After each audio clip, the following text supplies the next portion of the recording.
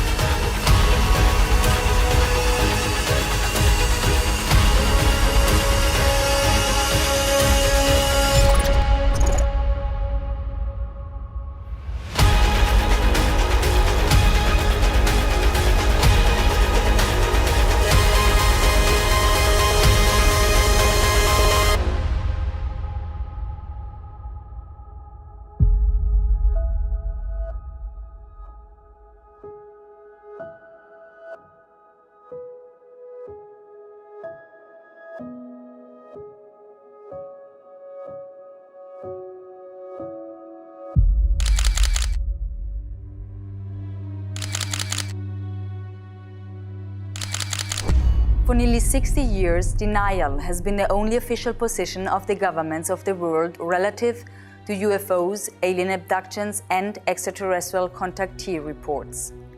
Endless debates have raged over the thousands of documented cases that have been brought forward without official recognition.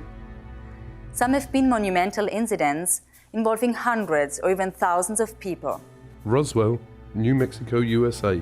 July the 4th, 1947, a flying disc crashed. The debris and alien bodies were flown to Wright Field Air Force Base in Dayton, Ohio. Suffolk, England.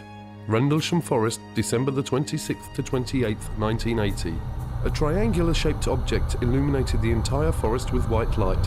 The object had a pulsing red light on top and a bank of blue lights underneath. It left ground traces and radioactive anomalies. This was a multiple witness sighting by military personnel. Belgium. The Belgium Wave, October 1989 to 1990. Hundreds of reports of lighted objects frequently described as enormous and triangular in shape. Air Force F-16s chased many of these objects. The Belgian government cooperated with civilian UFO investigators. Arizona, USA. The Phoenix Lights, March the 13th, 1997. A huge V-shaped object hovered over Phoenix for 10 to 15 minutes, observed by tens of thousands of people. Mexico, the Mexico Flap.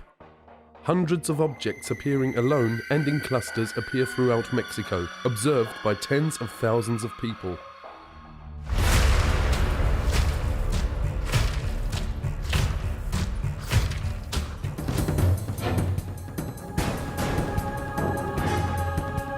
Flying saucers are real. On the Black Vault, you can download documents that prove that the United States Air Force bases have been breached by UFOs, their restricted airspace, that missile silos have mysteriously been shut down due to UFOs hovering over the base. I think you download that and you read it, you conclude, yeah, okay, UFOs pose a national security threat to the U.S. government. And in '52, I was an 8th grader and old enough to read for myself the big scream headlines that July about UFOs flying over the nation's capital and the Air Force planes not being able to catch them. They're there and they're paying attention. Incidents happened in the Soviet Union before it collapsed. Incidents happened all over the northern U.S. Got ICBM bases where they came down, hovered over the silos, played hell with the electronics. Pictures were taken. Hundreds of witnesses watched them. Highly classified. You'll never hear that, except from whistleblowers and big mouths like me.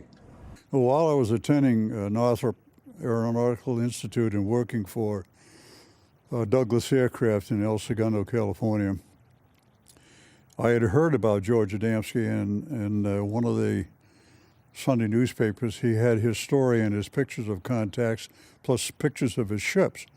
Well, I had, by that time, seen so many during the day and the night that I felt I'd like to go up and meet this gentleman.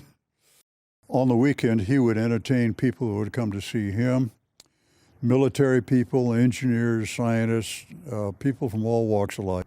He had taken some beautiful pictures of the scout craft as well as the carrier ships. I went up to see him. He had a 6-inch telescope that he used to take the pictures of the flying saucers. And in using that scope, when I finished, I was just about to take my eye off the eyepiece when there was a blue-white streak that went by, and I jerked my head up to see if I could see it, and I didn't. And I looked at his 15-inch telescope dome, which was a couple of 100 yards from his house. And there was a big flare-up blue-white light, and then it kind of closed back down. No noise. First I thought it was an explosion, but it was a little slower than that. And there was an elliptical flying saucer. It looked to me like it was hovering above the ground. So I heard it increase its frequency, and it got brighter and brighter, and it was really pretty hard to look at. And it shot straight up until it looked like one of the stars. If you've ever been to Mount Palomar at night on a dark night, boy, they're big and bright. And it stopped for an instant, and then it shot over the horizon over San Diego. We have more than one witness who have been involved in the tracking of these objects on radar. You know, many people say, well, look, if this stuff was real, why are there no radar reports? I said, we have them. We actually have the radar tapes from the FAA. This is not just UFOs, and this is not being visited by guys from other planets. I was to learn later that our security, our intelligence people, our military people concluded and learned we were not merely dealing with interplanetary visitation. We were being visited by guys from other star systems, which technologically, we know what that means. They're not just from another planet like Venus or Mars or somewhere. These guys are from other stars. I'm convinced after studies since 1958 that the evidence is overwhelming that planet Earth is being visited by intelligently controlled extraterrestrial spacecraft. In other words, some UFOs are alien spacecraft. Most are not. I don't care about those. Most isotopes aren't fissionable. I don't care about the ones that aren't if I want to build a reactor. If somebody who had the clearance to carry nuclear weapons or launch nuclear weapons saw these objects over a nuclear facility and reported it and have documents to prove it happened, this is dispositive.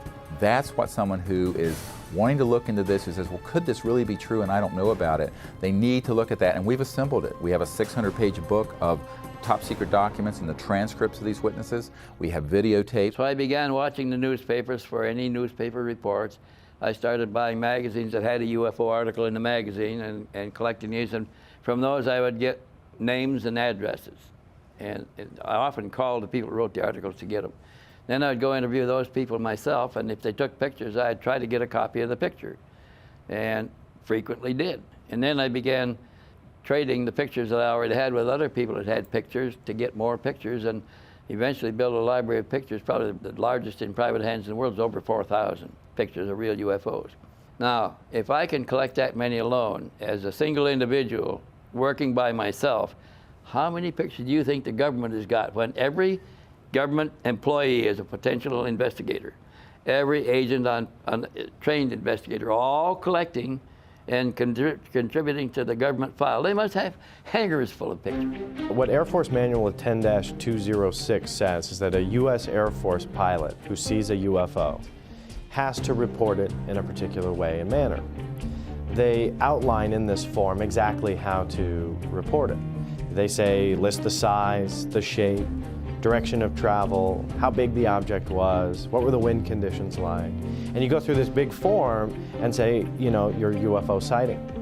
The manual then goes on to state that you have to forward this to the NORAD installation.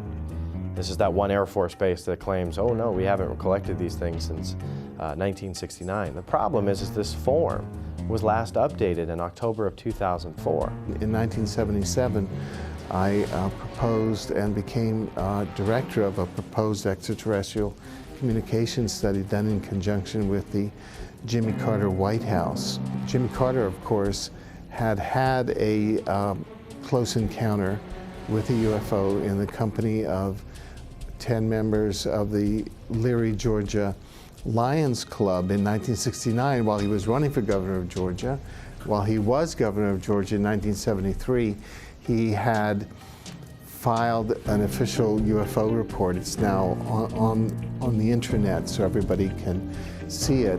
The 1976 US presidential campaign was extraordinary because it was waged between Jimmy Carter. On the one hand, he's had a close encounter, and the first campaign waged on a platform which included a disclosure plank of sorts. Jimmy Carter was asked on various occasions, and this is documented, once elected, would he open up the extraterrestrial UFO files? And he said yes, he would. We have over 450 military and intelligence witnesses. They range from generals and brigadier generals to air traffic controllers and strategic air command personnel in the Air Force to civilian people in the FAA, the Federal Aviation Administration, to astronauts and cosmonauts. And it's an enormous database of people who have up close and personally seen UFOs or worked in those projects in their capacity as a government or military person. The possibilities are so vast. What their objectives are, I would have to believe from what I see that each one has his own game, that there is no common approach to the Earth species, that we're just another species that is being examined by different species because we are different from them in some degree. The humans are examining us because we're different humans. The other species because we're different creatures. And I don't see any peculiar pattern of contact here myself because it appears that we're accidentally discovered by, there doesn't seem to be any program of contact to this planet except by a given species from a given planet at a given time. The reason that you cannot go ahead and shoot a UFO down, the reason you don't have no sonic boom, you have 1/4 of an inch of a perfect vacuum all the way around the airframe. Totally, you cannot penetrate that vacuum. No weapon known to man can penetrate it. Now, do they have countermeasures where if they were up against a alien craft that was a threat to them that had the same technology, do they have measures where they could go ahead and neutralize it on the enemy spacecraft? I don't know. But I do know that right there is the one thing that protects them and also provides for them to travel through our atmosphere at a speed far greater than the speed of sound without breaking the sound barrier. I've got to believe that our planet, our sun even, is off in the boonies. It's not a part of a regular traffic system. We don't have regular visitors. The ones that find us are happenstance, and they appear here occasionally when they discover what appears to be intelligent life on this planet. And I find evidence in the way that develops that Many of the alien visitors only encounter other alien visitors here. That space is so vast and the cosmos is so vast that they just don't encounter each other until they're both in the same place at the same time doing something related. So the Reticulans met the Pleiadians here. Even with the massive amount of pressure governments can exert to maintain the ongoing cover-up, people continue to come forward and tell what they have personally experienced. Like that, 15 miles in a fraction of a second. I disengaged the autopilot to push the nose over because we were at a collision course. And when I did, I just saw it head on. It's 300 feet in diameter. We knew that. We had a knowing, like somebody was telling us, 300 feet in diameter. So at that time, I heard a hell of a noise. And I said to a friend, what the hell was that? He said, well, the navigator and the radio man ducking fell, they hit their head, one hit their head, hurt their arm, they were scrambling on the deck. So hell no, I thought it hit us underneath. So I said, well, where in the hell did it go? And Fred said, it's right over to the right. I can see it. I couldn't see it. So it drifted forward about 5 miles from it. It never got to the altitude that we were at, a few hundred feet below. I began to watch it. Well, we knew then it was a friendly encounter. It just wanted us to see him. So then I went to engage the autopilot again. The magnetic compass was doing like this. And the bird dogs, which is direction finder, the two bird dogs, they were pointing right at this thing, just vibrating like this. And there was a lot of electrical things in the airplane that went haywire. So I told Fred, did you see that coming? He says, anyway, it was close, it was doing this. And so I went back to the vacuum operated. That's the old airplane that vacuum operated, hydraulic operated control, so I go back to that. So then we sat there and watched it for a while, because it just paced us, stayed with us. And so the other crew wanted to land at large engines, so I had sent back, they came forward. Al Jones, which was the original plane commander, took my seat. And it was still there, he was watching it. And as I was walking back aft, he decided he was going to chase it. And so he disengaged off. When I get back aft, I wanted to see how the passengers were doing. They're all on the right-hand side. They could see it underneath the wing. And then, I recognized the doctor back. He was a psychiatrist out of Bethune Naval Hospital, plus a lot of other things. So I said, I better talk to him first. So Cornell said, did you see what we saw, Doc? He grinned at me and looked me straight down. Yeah, and he says, yeah, that was a flying saucer. I didn't look at it. I don't believe in such things. When I was 16 years old, I was walking down the street in Arlington, Virginia, and saw 7 red light type UFOs over Washington that made headlines around the world. And since then, I've seen 8 alien vehicles on 8 occasions. The sightings I've had are more things flying right by or bluish green orb things. I've had 5 sightings. Never reported them because I don't need the grief. But the trick is you can't mention the company name or be in company uniform. 2 of my friends, excellent pilots. One of them was a famous pilot, and they both got fired for doing interviews like this, but they were in uniform. Since I've been a child, I'm looking up into the sky thinking, is there more than just us human beings in this huge universe?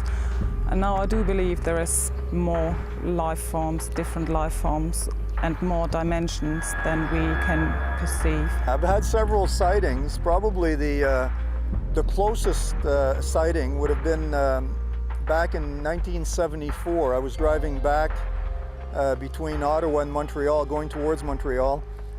And I remember going on the highway, and we came within literally probably several hundred feet of a huge, huge ship.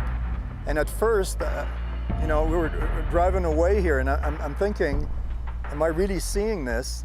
And we slowed down and sort of peeked out, and an enormous, enormous ship. I would have to say that it was two, three times the size of a 747. And it completely silently glided over across the highway, and we saw it go off into the distance. So there was no mistaking that that was not anything at that time that would have existed conventionally or militarily. I was a lieutenant from the Bulgarian Air Force. My plane was MiG-21.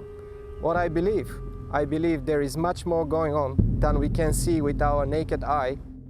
Being in the 3rd Battalion, 7th Marine Regiment, we were pretty active. We were on the East Coast in an area called the Punch Bowl, which was just down the road from Heartbreak Ridge. we had a lull in the fighting, so we just sat around and played poker. And somebody looked up and said, "What the heck is that?" We all looked up, and there was, it looked for all the world like a chrome hubcap setting up above us. And if you looked at it, it kind of had a watery, shimmery look and a little bit bluish white periphery. And from time to time, it would appear to be elliptical and sometimes circular. So I imagine it was rocking a little bit. And it's just a hint of a dome sometimes on it. But we watched it, and our colonel came out and took a look at it. He made a phone call. Pretty soon, 4 F-86D model Sabre jets came out, and they tried to get to the object. And it appeared that they hit some barrier that you couldn't see, because they would stall out and do a 1.5 turn spin and then pull out at the bottom. Flying saucer finally decided to leave and got very, very bright. And it was pretty difficult to look directly at it. But it rose straight up and it went through the overcast. Now, when it went through the overcast, there were 3 black rings that radiated from the flange of the craft and went from the flange of the craft all the way over the horizon with no sound at all. And what it looked like was somebody dropping a pebble in a glassy pool of water, and the rings were spreading out. In January of 05, 5:24 in the evening, I was driving south on Interstate 25, south of Denver, and I see this black object coming up the road, above the road, in the sky. And I thought, that's curious, what is that? As I get close, as we close, I see that it is a solid object. I thought it might have been Canadian geese for a start. I thought it might have been a piece of plastic blown up in the breeze like a kite. But I could see it was a solid object. It was not affected by a breeze in any way. It was flying on a straight course. It looked black. It may have been some color, but because it was silhouetted against the sky, it looked very dark. It looked like a plank. It looked like a board, an oblong shape. It was bizarre. It had a couple of little bumps on the leading edge on one end. I thought, well, if it's just junk, that would be random, perhaps. It certainly wouldn't be symmetrical. And I looked out the other side, and sure enough, it had the identical bumps on the other side of the leading edge. So it was an anomalous object.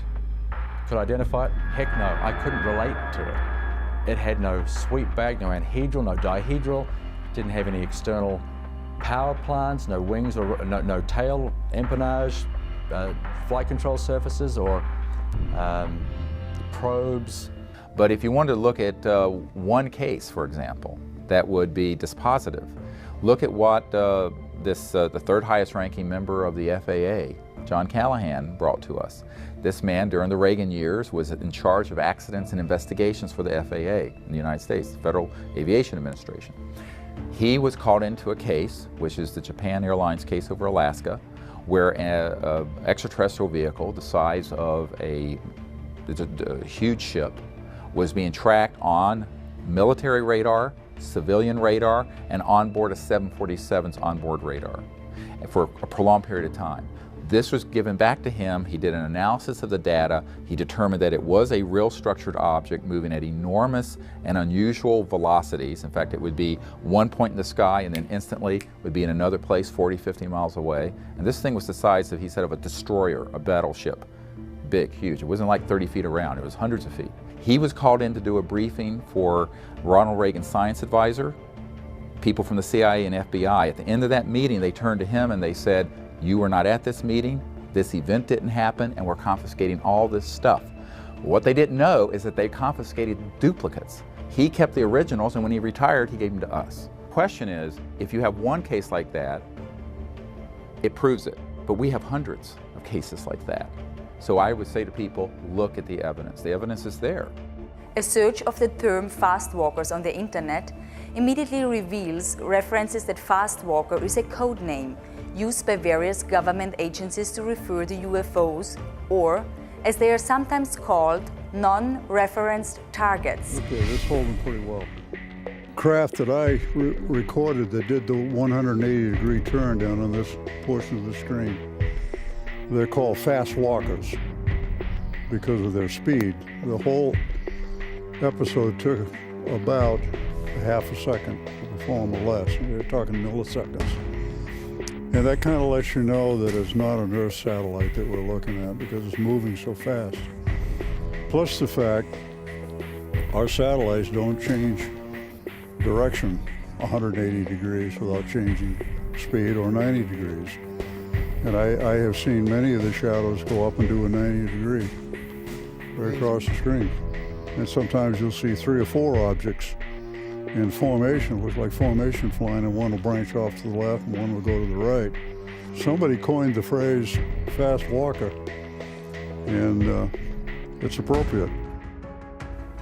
There is a body of evidence that shows that there are bases on the moon, you know, all over the place, backside of the moon, front side of the moon, that the moon is constantly being mined, that there are objects that travel back and forth across the moon. But once again, is it us or is it them?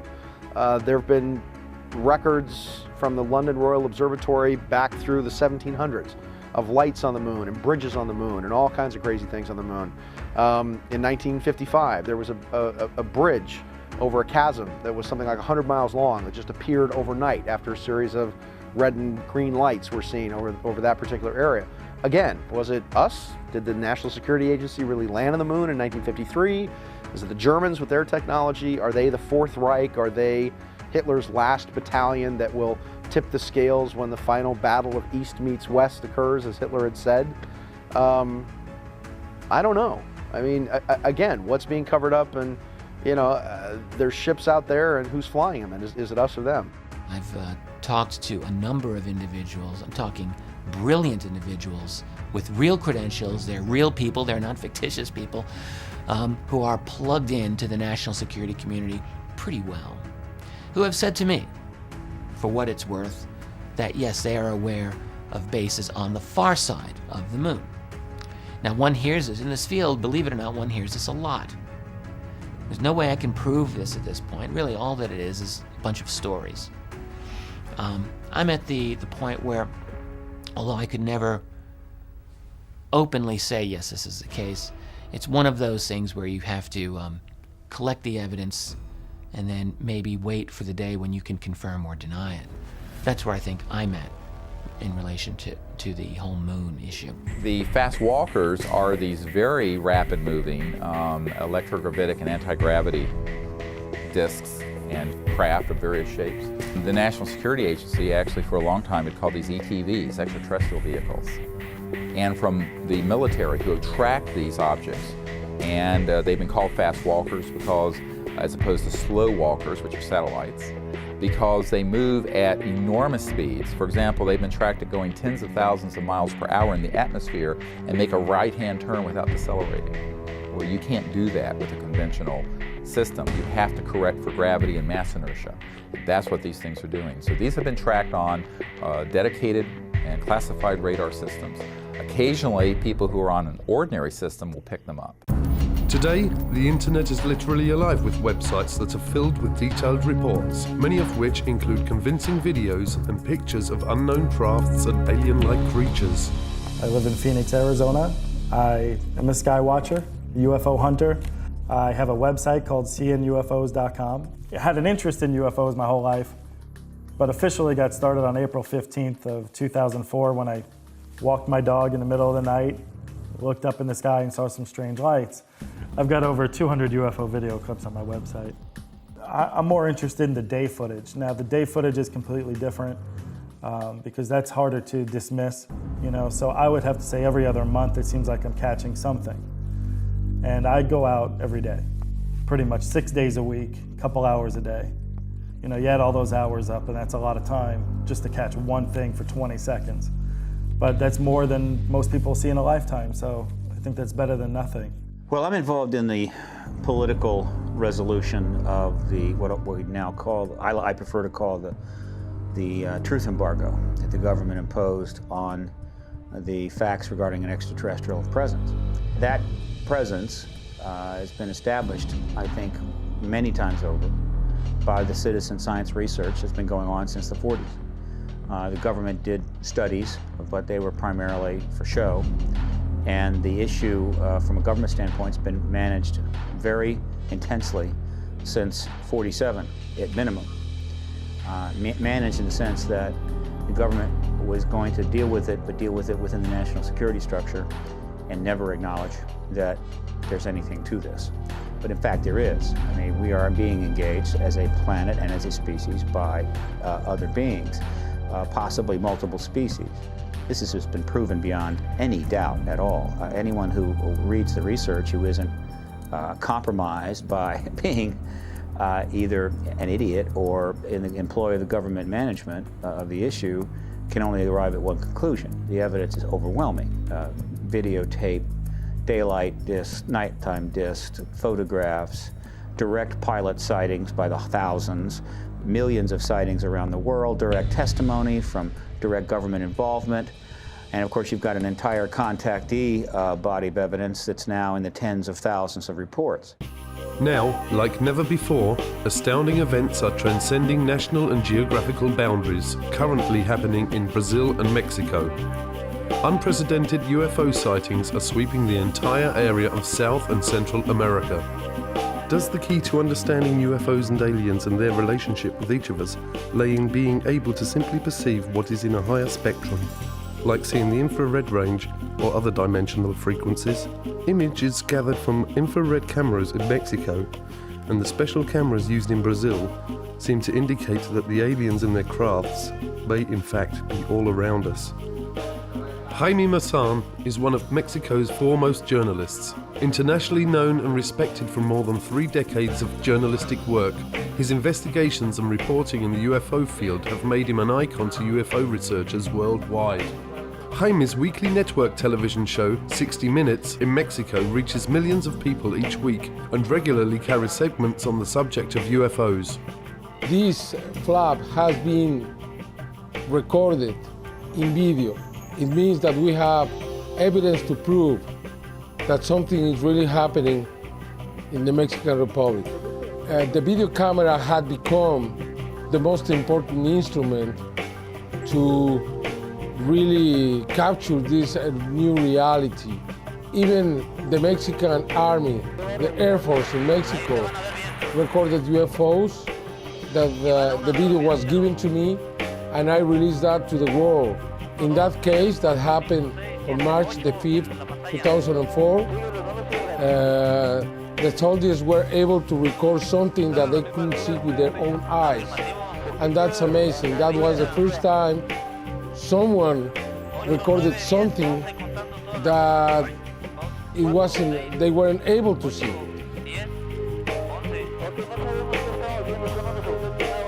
With Jaime Maussan aboard a plane coming from San Antonio to Mexico City, flying over a place called San Luis Potosí to film a UFO, following the plane.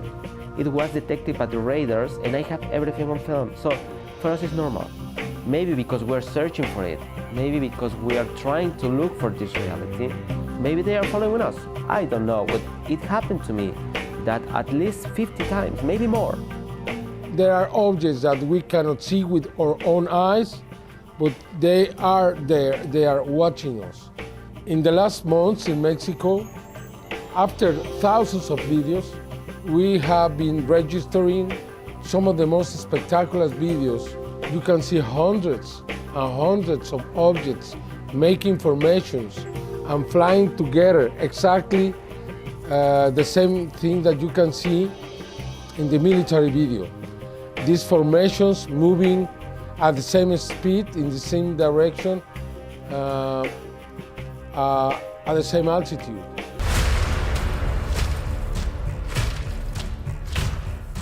The extraterrestrials actually assisted the US government in developing the know-how for atomic-powered space shuttles, or vehicles that were based on the extraterrestrial sources or flying sources of the ETs, and that these atomic-powered shuttles were capable of making short trips throughout our solar system.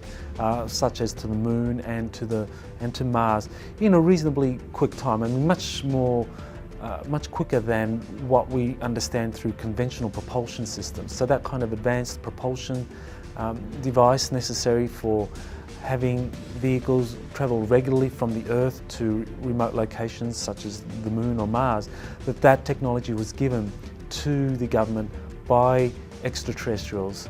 We also know, for example, that the government has been working on anti-gravity propulsion systems, and that a lot of this was given, or assistance was given by extraterrestrials. By the understanding of gravity, you suddenly then break the bounds of Earth. You break the bounds of time and space as we know it, because now you can create gravity exactly like you could create microwaves to heat your food, as an example. And apparently at somewhere like Area 51, they had broken that. It was a rather exotic technology that was powered supposedly by this element that did not come from this planet, element 115, but supposedly powered these ships. And I mean, I saw them work. Whether or not it was aliens or human beings inside them, I don't know. But I mean, I saw them, I got them on film, disappearing and reappearing and doing 90-degree turns. And I had one almost hit my car and land like a top and glow with a kind of a brilliant aura around the outside of it. Me and my pal got our faces burned chasing after this thing. So, but once again, who knows? It's not like they get out and say, "Hey, how you doing?"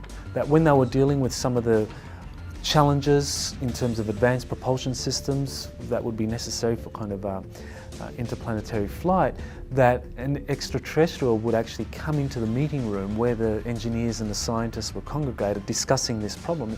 He would come in and would answer questions, would basically give them enough information so that the scientists could solve it for themselves. So it seemed that part of the agreements that were reached between the Eisenhower administration and the extraterrestrial races was that the extraterrestrials would supply whatever technologies and also the information or the know-how for how to utilize these technologies, and even come up with some new understanding in terms of whether it's physics, atomic propulsion systems, or whatever that technological area is. So it seems that there's a lot of evidence supporting the idea that there have been extraterrestrial technologies that have been given to the government, and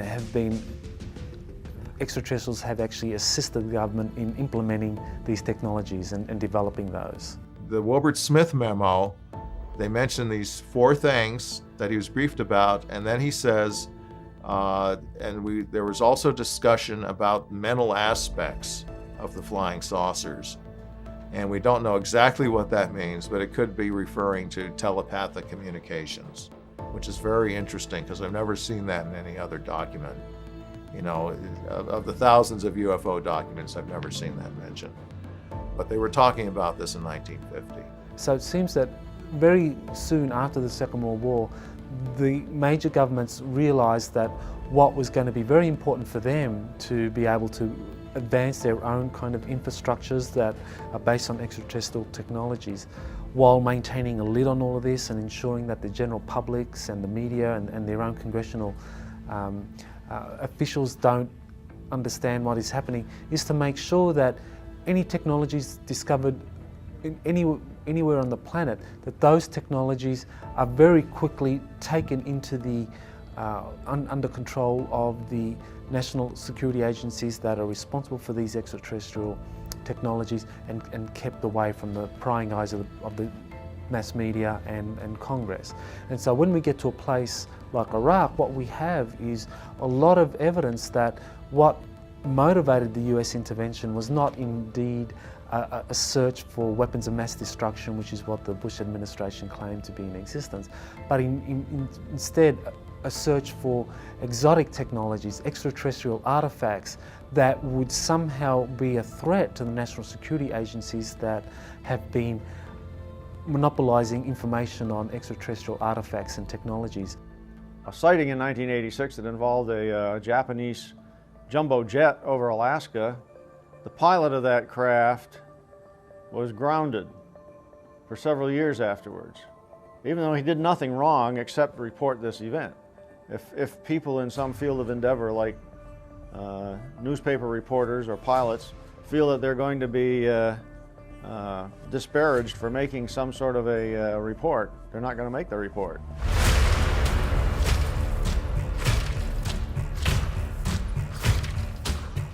As the more one researches, the more one discovers that literally tens of thousands of very credible people of every age, occupation, and nationality are claiming that they have had personal contact with either aliens or interdimensional beings. Credible researchers now say that as many as 60 different species of intelligent, superconscious beings have been interacting with humanity for millions of years. Physically, they're humanoid. Their skin is as white as a piece of paper. Throughout much of their adult life, they're the same height that I am, 5'11", 6 feet tall. Their eyes are perhaps twice as large as ours. They're typically blue eyes with white pupils. Although when they get older, especially the men, their eyes take on a pink shade. Their eyes stretch further around the sides of their head than human eyes do. And their ears and their nose are only about half the size of human ears and noses. And their ears lay back along the side of their head more than a human does. Their lips are not as prominent as humans, and they don't have teeth, they just have ridges because they're plant eaters, they don't eat meat. Working from known data, they found that about 1/3 of the visitors to this planet were humans just like us. Different morphology, different appearances and so forth. Bigger ears, smaller ears, changing them out, bigger eyes, less, no hair at all on the body, but human creatures. Placental human creatures like us. There are a lot of grays. There's only one gray species that comes from reticulum, and that's often confused. But the second category being those gray types, they are non-placental creatures. You saw one on the autopsy table in the Santilli film. They don't have any gastrointestinal system. They don't have any sex organs. They are a different class of being altogether. We don't even know for sure whether they're animal or not. I have been face to face with visitors from other planets other than here. I had one that's very, very close. Like I say, it stays with me. That individual is called Corona, and it was made clear, always spell it with a K. I don't know what difference it makes, but I was told my name is Corona with a K. So that little entity, it's about 4.5, 5 foot tall. A lot of people tell me, well, can't you make him gray? No, I can't. He has a greenish tint to him. He has a very unique feature of his face where the skull is larger out here, then it comes into a smaller cheek. The eyes are like teardrop, but with the top of the teardrop toward the inside, slanted a little like this. 2 small slits for a nose, and a slit for a mouth. Lips are not dominant or anything like that on this particular entity. But yet, you can see emotion within his face. And I say him because during the times that we have had interaction, we have even talked about family situations. Most often, we don't go ahead and think of them being anything like us to where they have families. We think of them as being genetically created. That there's no longer that bonding between the female and the male of the species. Well, there is love there. It's not something that is missing from their society. They work towards the common good of their society. Unlike us, where a lot of times we are pulling at one another. There's competition, but the competition is working towards the common good. The nature of contact with this planet is infinitely varied. None of the species are the same. None of the humans are exactly alike. None of the grays are exactly alike, and all of the exotic different species are all different from each other. So that would also tend to confirm the fact that they all come from different planets, from different sources. and they have different technologies and doing different things. Yet they're intelligent enough to produce vehicles and be traveling in space. And that ought to be interesting. How can we know for sure exactly how many extraterrestrial races are visiting us or interacting with humanity? I mean, there are different sources disclosing some of that information. I found the most credible to be whistleblowers, people who have worked in these various secret projects, who in some way have kind of been given information that gives them an idea of exactly how many races are here. One of those sources is a sergeant who worked for 22 years in the Air Force, Clifford Stone, and he was involved in these top secret projects that involved the retrieval of crashed discs. And in that process, he was able to get quite a bit of information on how many extraterrestrial races are visiting us. And he came up with the figure of 57. Others have come up with slightly more. Another prominent whistleblower or a former employee of the CIA is John Lear, and he talks about over 60 races that are visiting the Earth. On one night, I saw between 200 and 300 different tall white individuals. There were so many I couldn't count them, lined up along the mountains to the east up along where the ammunition bunker was.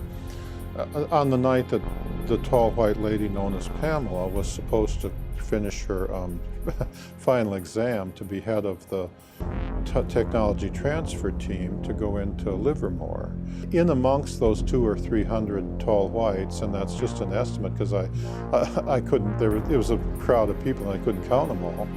There were also American Air Force personnel, nobody below the rank of colonel. There was like a 4-star general, a 3-star general. There were several of them. There were also several American government people in civilian clothing over there. Could it be possible that our universe is not only immense, but that it is full of life, and that there is a great diversity of this life spread throughout our own local galaxy and even our solar system? Equally outstanding is the recent revelation by the government of Brazil of their intent to turn over the official UFO files dating back to as early as 1954 to the people of Brazil. Well, the Virginia case is probably the best well-documented case that we have in Brazil and probably in the world. Yeah, you know that over 80 witnesses came forward, first-hand witnesses came forward during the first weeks, and they are still coming after it happened. During all these years, we still keep getting witnesses that come forward and tell us pieces of the big story that we know that comprises the capture of at least 2 alien creatures in the city of Virginia.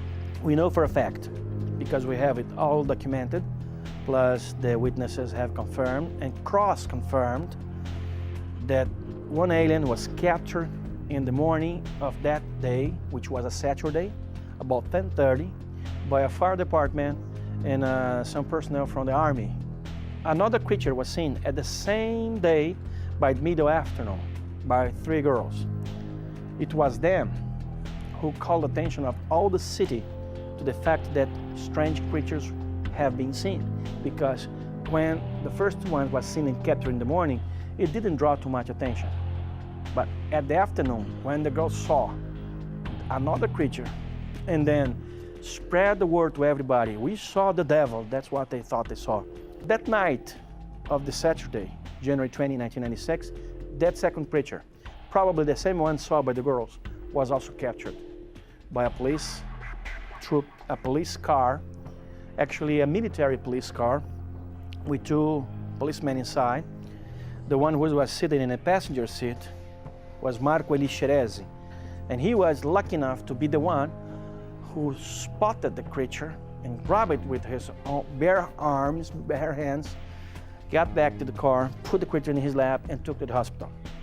25 days after that, he died on February 15 of some bacteria attacks, proving that his immune deficiency system was absolutely destroyed. And Army personnel and authorities kept it all secret for lots of time until the UFO researchers started protesting along with the press, and we did so much pressure that eventually information was released about it. The exobiological aspect of the probability of life out there has actually increased over what it was in 1950. And the indication that there may be ways of traveling faster than the speed of light so that, hey, they can get here from there. Doesn't mean that they're coming in 5 minutes or they're coming every hour or every day, but you know, they might be able to traverse huge distances in a period of weeks or months or something instead of spending hundreds or thousands of years. Well, look at the UFO sightings. Maybe they provide the answer that they are here. There was talk in the war room about a study that was underway. And this study became initiated in 1961 as a result of an event that occurred early February in 1961, where a flight of unidentified objects were flying from the Soviet sector to the east over the Warsaw Pact, toward the west over the NATO lines. These objects were very high, they were very fast, they were in formation, they appeared to be circular in shape, and they were obviously under intelligent control. They came in a formation of what appeared to be almost 100 of them. And they flew in formation at a high rate of speed from the east over NATO, over the Channel, southern coast of England, where they turned, flew north and disappeared from NATO radar over the Norwegian Sea. We found out that the Soviets had gone on alert, the Warsaw Pact had gone on alert because they picked them up. All of our Air Force and radar sensory devices picked them up. NATO thought those objects belonged to the Russians. We found later that the Russians thought they belonged to us. Both forces were to find out later that they didn't belong to any of us, that they belonged to somebody else. And of course the big question is, who the hell do they belong to? Who are they? What are they? Where are they from? They demonstrated incredibly high technology.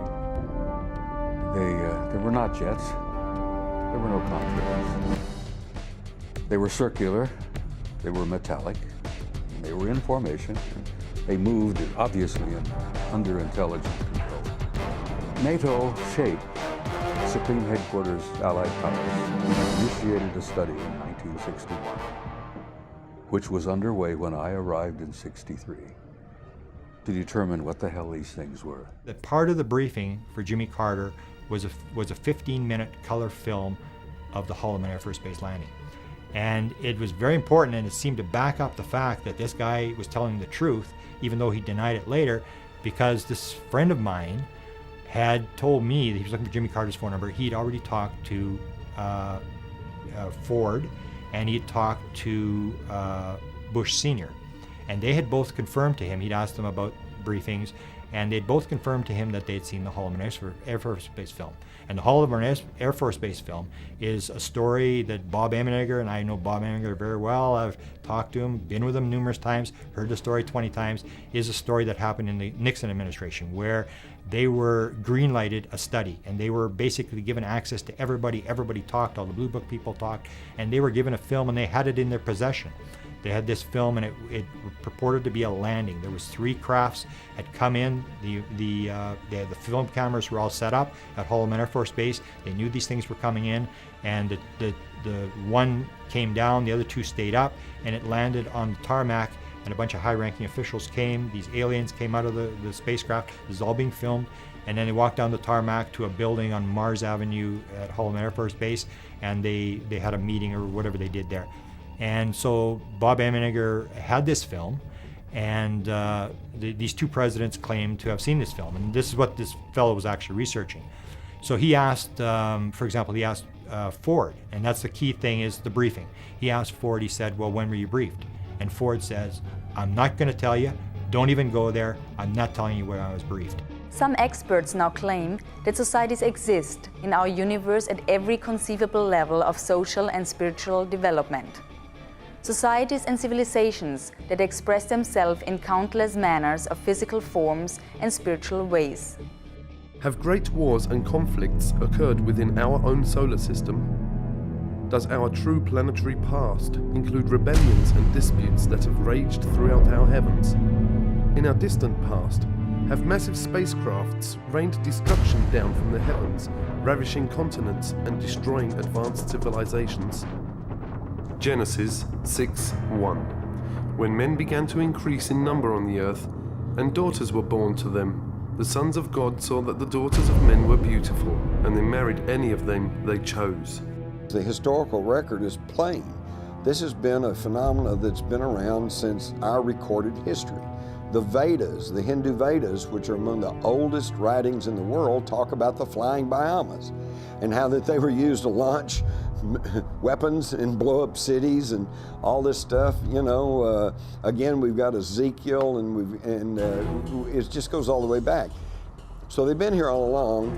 If their game plan was like an Independence Day type invasion where they're going to blow up everything and eat everybody or whatever, it would have happened long before now. My main question was, is God out there too? If God's on this planet, is he out there too? And those questions were answered by reading the Bible. And that really set me on this journey to understanding the abduction phenomenon. What is the reasoning for this? Who's doing this? And all of those questions that we all ask. We think of aliens and we think of angels as divine beings that we have no idea of and we don't see, we don't communicate with on a daily basis. But it is not only the Bible and other holy works that are filled with references to UFOs and extraterrestrials. Drawings, paintings, stone carvings, and even coins reflect strange humanoid-like creatures and their flying crafts. How do you tell people that you and I and we, all of us, are genetic hybrids? That we are not the product of evolution? Evolution is real, it exists, it happens. But human beings, there have been what many of the scholars have said, interference, intelligent interference in the development of the human genome. That the human being today, what we call Homo sapiens sapiens, the thinking ape,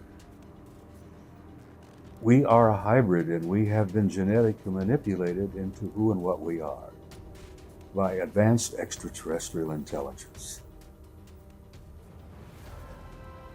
There are people who are not ready to hear that. Most traditional Darwinists are not ready to hear that. But there has been intelligent intervention, and we've got proof. Serious researchers now say that the real question is not whether there are abductions occurring, but are the abductions to help or to harm us? And the Greys were authorized to, sort of like a Noah's Ark, to develop a full genetic and DNA bank of all flora and fauna on this planet so as to replant it centuries down the road after the catastrophe. Can you imagine any president, whether it be Bush or Clinton or whatever, standing before the public and saying, yes, I am aware that we have this joint program with some aliens to upgrade our biological computers, to build better bodies to house our souls in future incarnations? You can't talk about things like that. He wouldn't be able to do the job we hired him to do. What we know of the reptilians by a number of abductees, contactees, and also whistleblowers is that there seems to be a lot of evidence supporting the existence of this race of beings on the planet for thousands of years. In other words, that we might consider them to be an indigenous Earth species, an advanced non-human species that has lived on the Earth for thousands of years and actually may have played quite an important role in the genetic manipulation or engineering which supposedly has happened when it comes to humanity. There are various groups and individuals, species, who from time to time come and visit this planet, zoop around. And I think that to try to ascribe any one particular motive to them is tantamount to us looking up at the air at a Boeing 767 aircraft and saying, are those people good or bad? You know, you just can't ask that. It's a group of people, a group of intelligent beings. Some of them are good, some of them are not so good. But I will say this, I don't think there's any reason for great fear and anxiety. As for actual extraterrestrial encounters, researchers point to credible cases of alien abductions. Recent polls indicate that up to 6% of Americans claim to have been abducted by them. One of the more compelling cases of abduction occurred in Snowflake, Arizona on November 5, 1975. The event happened to 22-year-old Travis Walton, a logger. Walton and 6 other loggers were being driven home from their logging site in Sitgreaves National Forest when what appeared to be a saucer-shaped object was seen in the forest. Walton jumped out of the truck and ran towards the object, which reportedly zapped him with a beam of light. His frightened comrades sped away, leaving Walton to his captors. 5 days later, Walton reappeared at a local gas station, saying that he had been held aboard a UFO by aliens. I agree with Carl Sagan when he says extraordinary claims deserve extraordinary evidence. From the time I got out of the truck and you know, left the crew, you know, they were yelling at me to get away from there. You know, it was a rather impulsive thing to do, and I was regretting it almost as quickly as I did it. And the things that they were saying and the feeling of impending danger, you know, even some of the guys in the truck said that it just felt like something was about to happen, you know. The sound was just extended off of both ranges, the high and the low of human hearing, you know, to where the lows were something you really felt more than heard, and the you know, the highs were kind of like something that was like inside your head rather than coming through your ear. And, you know, when I finally got where I could focus my eyes and saw them, is when I just flipped out, because, you know, seeing these things was just a real shock, because, you know, I'd never seen anything like that, and at the same time, I'm having all this pain and this feeling of suffocation, which just kind of gave me a panicky feeling to start with. I was looking for a way out and was eventually taken out by a person I took to be human. May have been. All they did was want to apparently get me unconscious as quickly as they could. There was a room in which there were points of light against a dark background. Now, I don't know whether this was like a planetarium where you're projecting points of light on a dark surface, or if this was some sort of a device of projecting a view of what was outside the craft at that moment. But I do know that when you moved the controls on the chair, it could cause the pattern to move. All the stars moved in unison. They didn't rearrange their pattern. They moved, and that was really disorienting because it was all around. It was projected even on the floor, so I didn't want to do that again. You know, every authority figure around me trying to tell me no, it didn't happen, you know, and everything in my mind told me it did. You know, as time went on, you know, more of the outside evidence, independent evidence, came back to me. You know, a lot of it was kept away from me, things the sheriff was aware of and things that went into his file that, you know, people who were in the area, hunters and campers and people who had seen things that he was aware of, he never told me about. As time went on, it got slowly better, but it's something, the trauma of which has just never completely left me, and you know, there's still a certain amount of coping to do, even to this day. Most recently, 2 new terms have emerged that also describe human-alien interaction. The most widely used is the word experiencer for those who have had some sort of experience, good or bad, and participator, which has been coined to explain the cases where the individual may have been an abductee originally, but has transcended that situation by now volunteering to participate with his abductors. My contact with extraterrestrial intelligence occurred when I was aboard my sailing boat in Hawaii in the Honolulu harbor. And it was early one morning. It was about 5 o'clock, and I had gotten up early and I had gotten a cup of coffee, and I'd gone back to my bunk, and I was just laying there completely dressed, trying to just look at the beautiful sunrise that was occurring through the large skylight above my bed. Then suddenly the most incredible energy enveloped me, and the whole room began to like glow and glisten, and a beautiful woman materialized right next to my bed. And at first I thought I was dreaming or hallucinating. And I said, "You can't be real." And she said, "Well, I am." And I said, "Well, why are you here?" And she said, "I'm here as a representative of a group of friends that want you to come to a briefing." The room was lit up completely, but my eyes were closed.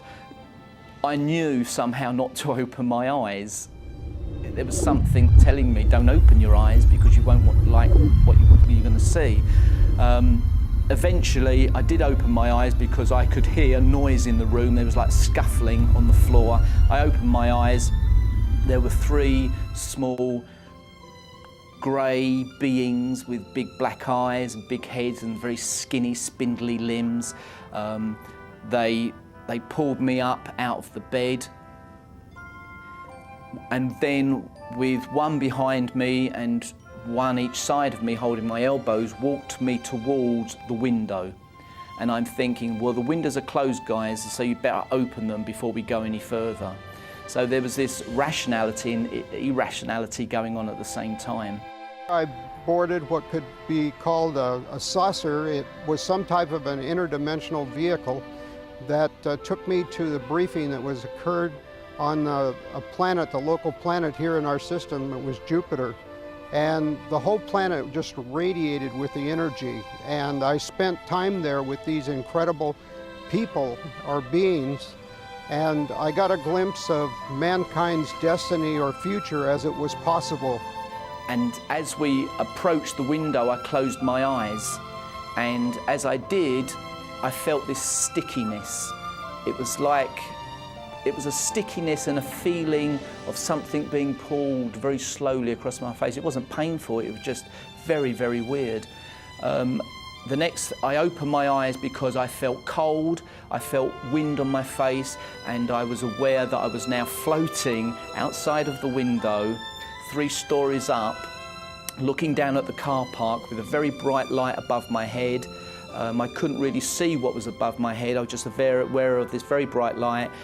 One little grey on each elbow. I was aware of them, and we floated up into the craft. And people have said, "Well, then you were abducted." And I said, "No, I went very willingly." And they've also asked, how can you tell if you were to meet an extraterrestrial? And I would have to say the energy field, because when they're in your presence, they absolutely resonate at a frequency that's so much higher. And it can only be described as, dealing with them could be described as ecstasy. I had been taken in the middle of the night while I was asleep, and I was asleep through the whole thing until all of a sudden I felt some pressure going up my nose. And it startled me so much that I opened my eyes. And when I opened my eyes, I saw this large-headed being with gray skin, large black eyes, and small other features that was looking down at me. And he had long fingers that he was using to hold this instrument that he was using to shove up my nose. I feel knowledge is power. And someday, maybe next week, maybe tomorrow, maybe 5 years from now, we're going to get all of the proof we need that somebody exists. Hey, an ET might show up and I might actually get an interview. The point is that the more we know about this subject, then less legend can take over. If you see a craft hanging near you, don't get out of the car, don't stop the car, don't see what's happening. If you see one coming towards you, you don't have to be an abductee if you don't want to be. They go away, evidently. We have tens and tens of people telling us, said, I don't want to do that anymore, and they let them go. What we call abductions, or certain categories of abductions, took place as a result of an authorized genetic upgrade of the human race, trying to get us out of our warlike ways and ecologically ecocidal ways.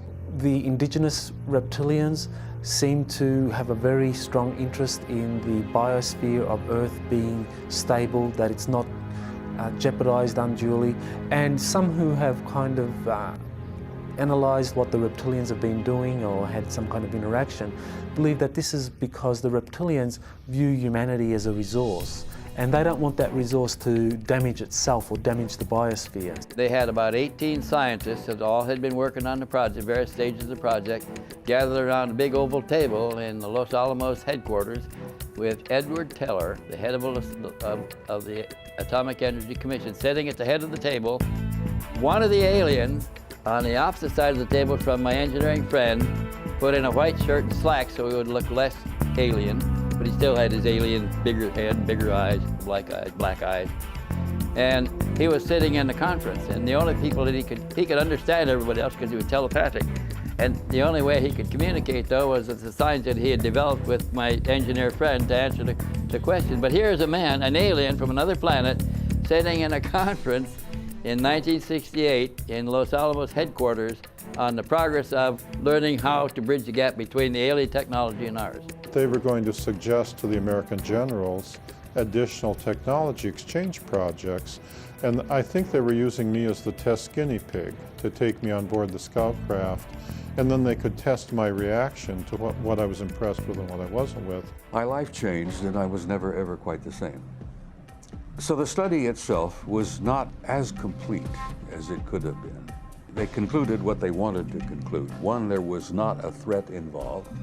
Two, they weren't the Soviets.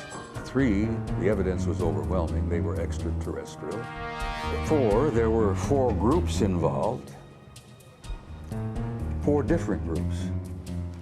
And they were all humanoid, but they were not human. Only one of the 4 was what we considered to be human. One group out of the 4 looked so much like us. I mean, almost identical to us. They could have put on these guys could have put on a suit and tie. And for the females, because we encountered some of them as well, they could have put on a dress, suit and tie, coat, jacket, sit down with you, next to you in a restaurant, sit next to you in a theater. You'd never know. Sono persone come noi, They're che hanno un corpo come noi. that have a body like ours.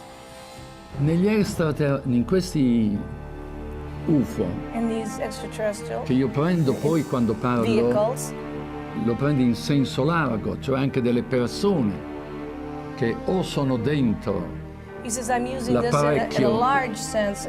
Or the people are inside the craft, ma questo è molto molto difficile pensarlo, oppure comandano, ma sono distanze enormi. Se si fanno vedere da noi, mica c'è un pianeta che è a 1000 chilometri da noi, se no a 1000 chilometri ci it's sarebbero very già difficult, arrivati. but they make themselves seen and known to people on Earth. Quindi è molto ragionevole che siano dentro.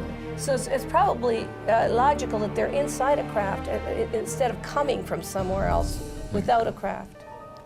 E quindi sono persone come noi, composte di una parte spirituale, che la chiamiamo anima. Gli UFO, io non ho mai parlato con un UFO, non ho avuto...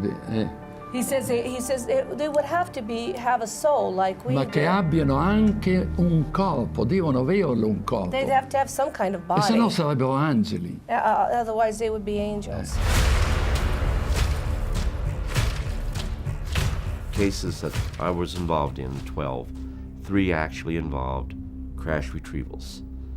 The 3 crash retrievals had bodies with them, and some of the entities were still alive, which was necessary to treat them, which is why there's the catalog that deals with the various species. The catalog exists because rendering first aid to our visitors is quite unique and different from what we would consider first aid. We had another crash come down about 8 miles north by northwest of Kingman, Arizona, the old Kingman Air Base. And that one was successfully recovered by teams from Area 51 using Area 51 equipment. There were 4 living aliens in that. All 4 of them were evacuated to Los Alamos, where they had already prepared a habitat for such events. And when the Area 51 team got the ship back to Area 51, it was beeping the whole time it was on the ground. When they got back to Area 51, it was still beeping. They couldn't figure out how to stop the beeping.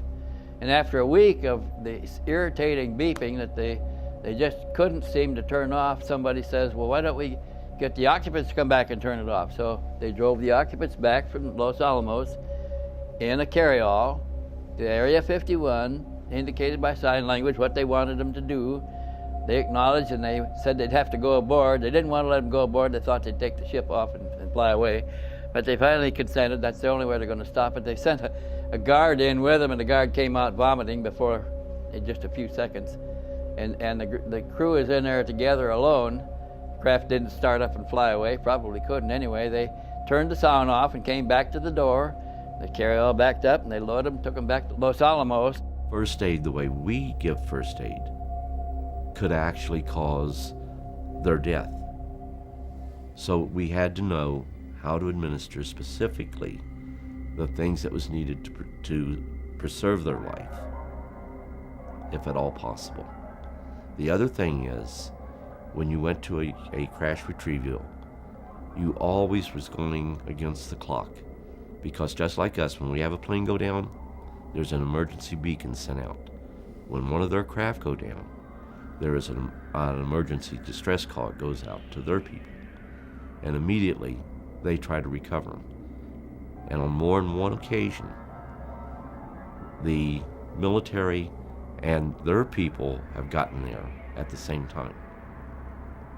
The best thing to do when that happens is for us to back off, because they are going to do everything they can to protect their people and recover the bodies and recover any of the injured or those that are still alive. They don't eat alimentation such as ours. They brought alimentation from their home planet that we had to learn to culture here in Area 51 to provide a food source for their diet. Our government was charged with the responsibility to produce the food from their products continually for alimentation for the guest visitors.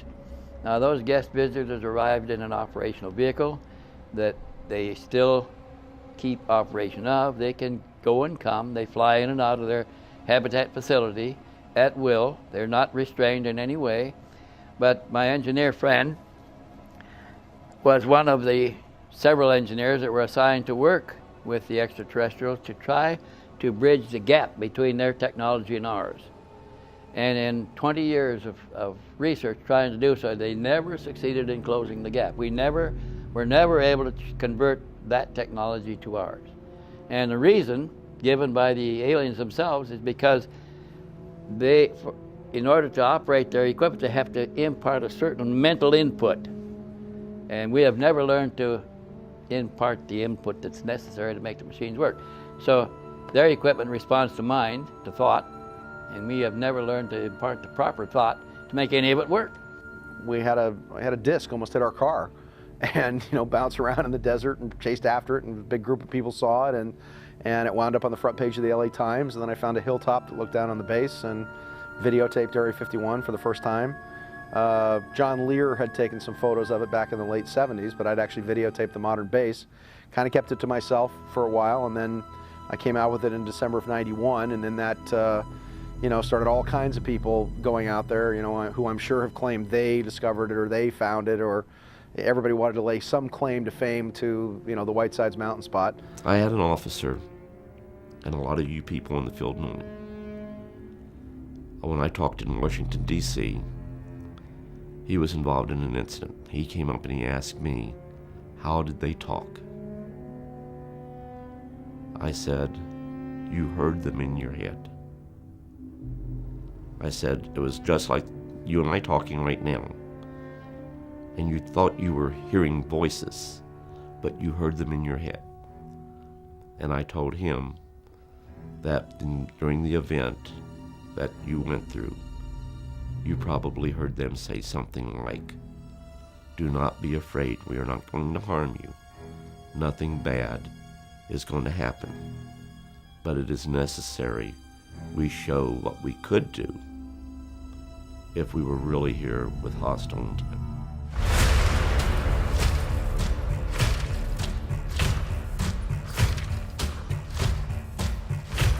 How can countries, one of which actually borders with the United States, be having UFO visitations by the hundreds when other major nations of our world insist that they are not? And even more importantly, how can these countries' governmental policies, both official and otherwise, be that they never have had UFO or alien contact? The only logical explanation is in fact that governments are willing to lie. For the past 9 years, I've been researching into the United States government files on what they have on the UFO phenomenon and all sorts of different conspiracies. And I've reached 183,000 pages of government documents on the internet. There is a political block, what I call a truth embargo, instituted by the government, that they are not ready to formally acknowledge this, quote, presence. Anything that involved absolute proof, like hardware and bodies, was siphoned off completely into another track.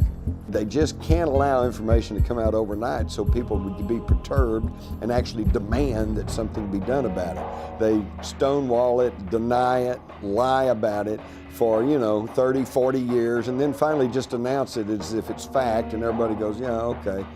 It's clear we're dealing with a cosmic Watergate, meaning some few people within major governments have known since at least July 1947, when 2 crashed flying saucers and several alien bodies were recovered in New Mexico, that indeed some UFOs are alien spacecraft. The government set up Project Blue Book, the Air Force did, in order to investigate this subject on a, you might say, a low level. Researchers, mostly regular citizens, have proven without a doubt there's an extraterrestrial presence. We're being engaged. The evidence is overwhelming. And in some cases you can actually point to where the Air Force explanation completely contradicts what's inside the sighting report itself. The word UFO is actually a disinformation term that was invented after they knew that they weren't unidentified and they knew they didn't fly. So it's sort of a mind play. When the first evidence of ET visitation and hardware and so on came along, the U.S. government took the attitude that we couldn't release this to the general public because it had extreme implications for defense. We don't want our enemies to know that we've got one because then they might try to get one. To the extent that we might be able to back engineer the technology, we don't want to tell somebody else that we're trying to do such a thing. Gus Grissom, who was probably the person I was closest to, felt that they were spam in a can, that the astronauts were just a public relations campaign for a secret military program that was spending much more. The military space program was getting, was a gleaming jewel compared to the junk that NASA was getting at the time. You can get a certain amount of information out through the large media, but it's very superficial and very brief. That's what we found. The in-depth sort of disclosure of what's really going on, who's behind it, what the agenda is, that is almost always stopped. Or if they try to do it, it gets turned into something ridiculous. I almost hate the term UFOs because they really aren't unidentified to the people that know what's going on, or the researchers too. But it's what a lot of people that have the answers felt it was safe to come out of the water, so they're putting out their information on the internet, disguised or whatever. But so these other agents, per se, they're scanning all the time to counteract what's being said by other people from Intel that think it was safe to, okay, we can put this out, or they feel like it's the right thing to do now. Enough is enough, mankind has a right to know type thing. When I worked for Douglas, I was assigned to the Douglas Skyrocket. They wanted me to wire up a camera out on the wingtip that looked through a quartz window back at the canopy so that they could monitor the pilot to see what he was doing. While I went through the hangar, which was secured, there were 2 gentlemen in there. They introduced themselves. One was Naval Intelligence, the other one was CIA. And I started working, doing my job, wiring up the camera, while they sat around and talked, and it became very apparent to me that they were there for that purpose, to talk. They knew about all my flying saucer experiences, all the way from Korea. They told me intelligence, CIA intelligence group, had 3 intelligence digests, flying saucer photographs, witness documentation from all over the world. And they said that I should probably try to get those 3 copies, and that's when I wrote Admiral Freeman. And wasn't able to get the documents, incidentally. But in addition to that, they told me that I should tell people what my experiences have been. And I said, tell everybody you can, because they can't. They were not allowed to talk about it. There's this curtain of ridicule that's been drawn up around the UFO phenomenon. And as long as that curtain of ridicule holds solid, the scientists will be afraid to contribute anything to looking into UFOs. And part of that curtain of ridicule involves the fact that hardly any decent papers have gotten into the refereed scientific literature.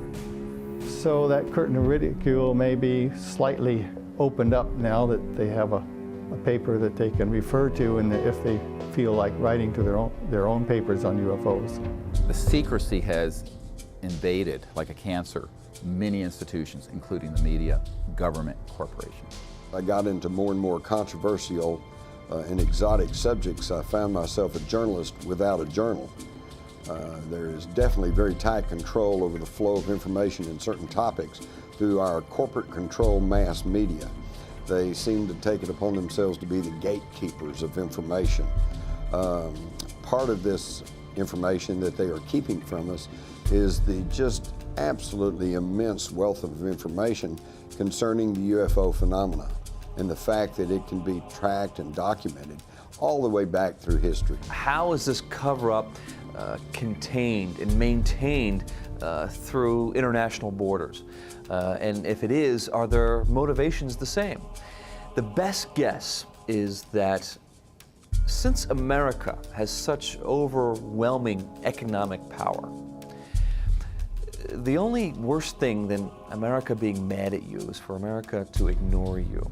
There are so many countries, economies depend on America that I think that they take their orders from America in some ways. When it comes to the cover-up, I think that's one of them. The U.S. government is not only pressuring Brazilian government, but it's making pressure over almost all countries that are somehow aligned, politically aligned to the United States. Now, all South America, except maybe for Chile and Venezuela, who has Chavez, who's a rebel, all the rest of Latin America is very aligned to U.S. politics. So all these countries will do just exactly U.S. president tells them. It is keep this under wraps. Recent media polls show that over 100 million people in the United States alone believe that there is some form of extraterrestrial life. 45% believe that the Earth has been visited by extraterrestrial beings. Nationally known journalists continue to turn a deaf ear to the public's demands for true investigative reporting on a daily basis, accepting instead the dribble of denial from numerous government agencies as fact, while refusing to interview the legions of researchers who have made serious scientific investigation of UFOs and alien contact their life's work. So, the Roswell mystery has gone on. Now, we don't know what all the government did. We don't have any classified reports. We do know, having worked under security, I can say this. When you're faced with a situation like that, a couple of important points. You're going to get as much help as you can, as quickly as you can, from people who have appropriate clearances and appropriate competence. There's plenty of competence here in New Mexico. Los Alamos labs, one of the finest labs in the world. Sandia, on bodies and biological stuff. The Lovelace Clinic outfit had government contracts to do classified work, biological work. So they had the competence. The head of the Lovelace Clinic was chairman of the Aviation Biology Committee at Wright-Patterson Air Force Base. So you know who to go to, and you take action now. And so what you do later is another story. but you have to find out what's going on. I talk to people that make these giant drill bits, these huge wheels that are like 100 feet across. And the guy says, we're working 24/7 and we're shipping all these things down to Australia because they're building a gigantic underground facility in Alice Springs, which is in the center part of Australia, which many believe has been the most geologically stable over the course of millions of years. Alice Springs is called the Australian Area 51. And you know, who knows? Do these power elites simply plan on destroying the world and wiping out most of the world's population while they sit safely in their underground bunkers? Can they use the technology at Area 51 to get to bases on the moon or possibly bases on Mars, you know, that have been there for many, many years? Certainly they seem to have some sort of economic agenda that seems to be designed to turn the entire planet into a Orwellian 1984 style nightmare, sort of Eurasia, East Asia, and Oceania, where you have 3 warring countries and, you know, 3 major currencies with the euro and the Federal Reserve note and the yuan, and you know, they are months away from collapsing U.S. currency, collapsing the U.S. stock market, doing a number of nefarious things to actually break the United States of America for introduction into this one world superstate. Because cover-up implies that there has been an effort to conceal fundamentally illegal activity. And I do not believe that the suppression of the extraterrestrial reality from the American people and the world's people in the 40s, 50s, and 60s was illegal. Now, as it happens, some illegal things were done, I think, it served that fundamental goal. But that doesn't mean that the fundamental policy was illegal. And so it wasn't a cover-up, it was an embargo for national security purposes. Well, the transfer of technologies from extraterrestrial races that have reached agreements with the secret government or the national agencies responsible for this whole extraterrestrial phenomenon is really a fascinating one. We know that there were agreements reached. We have a reasonable idea that this began under the Eisenhower administration in 1954, that there was the first concrete agreement reached as a result of a series of meetings that Eisenhower had with extraterrestrials, and that these agreements then allowed for a number of technologies that the extraterrestrials had to be exchanged or given to the national security agencies or to the Eisenhower administration in exchange for such things as basing rights, where extraterrestrials could build bases in remote locations. For example, we know that there have been some bases built on the grounds of the Nellis Air Force Base in Nevada, that there are also reports of underground bases in places such as Dulce, New Mexico. So we have reports of these kinds of underground facilities that were made possible because of the agreements reached between the Eisenhower administration and extraterrestrials. I have had meetings in town where people who are pretty well connected have told me flat out that there's an extraterrestrial presence. I've had intelligence officers tell me that. I've had scientists tell me that. Astronauts have said this, some in private, okay? And so you have this ridiculous sort of almost tabloid reality where you can go to a cocktail party and find out there's extraterrestrials engaging the planet, but you can't find it in the Congressional Record or the Washington Post. This is ridiculous. And it makes us look stupid, particularly to other governments like France and England, right, and Mexico and Belgium, and even to some degree Russia, right, who look at this great power, who clearly they've deferred to on this issue, make a fool of itself. What the controllers, the disinformation controllers, want the public to believe is that it's about silly stuff like, oh, you know, an alien took me on board a spaceship and I have a baby floating in an incubator around Alpha Centauri, what I call the silly season of all this. And that disinformation is put out there through the UFO subculture, through the media, through documentary makers, through filmmakers who don't know the difference between information and disinformation. 90% of everything on this subject is disinformation, designed to do two things: either engender fear, because it's very frightening information which shuts people down, or to make it look silly and absurd so that serious scientists, policymakers, intellectuals, and academics will just dismiss it out of hand. And it's been done consistently since the 40s and 50s. Most people in government, even high officials in government, if they even know this could be true, if they make an inquiry about it, this happened to President Carter, It happened to President Clinton. It's happened to many high officials. They are basically told, we're not going to tell you. Sometimes they'll just be denied that it exists at all, but sometimes they will flat out say, we're not going to tell you. Everybody is probably guilty of not accepting this to some extent, because who wants to know it's real? One press guy that we talked to many, many years ago said, I can't write a story on this. It's too it's too big. And it has, the implications are tremendous, you know, for religion, philosophy, politics, war, anti-war, you name it. Everything's going to be impacted by saying that, well, there are creatures flying around out there, we don't know what they're doing, or maybe we do know what they're doing, and there's nothing we can do about it, whether we know what they're doing or not. So there's a self-cover-up aspect that it may be fine for them to be out there. When you bring in abductions and so on, this gets awfully close to home, and nobody really wants to think about all that stuff. Aircraft pilots initially reported sightings, and then they realized that, well, if they report a sighting, they're likely to get this big psychological evaluation and then told they're going to fly a desk for a few years. When we put all this together, that we have a pretty compelling case that the US went into Iraq not for weapons of mass destruction, but to get knowledge and technologies related to the extraterrestrials.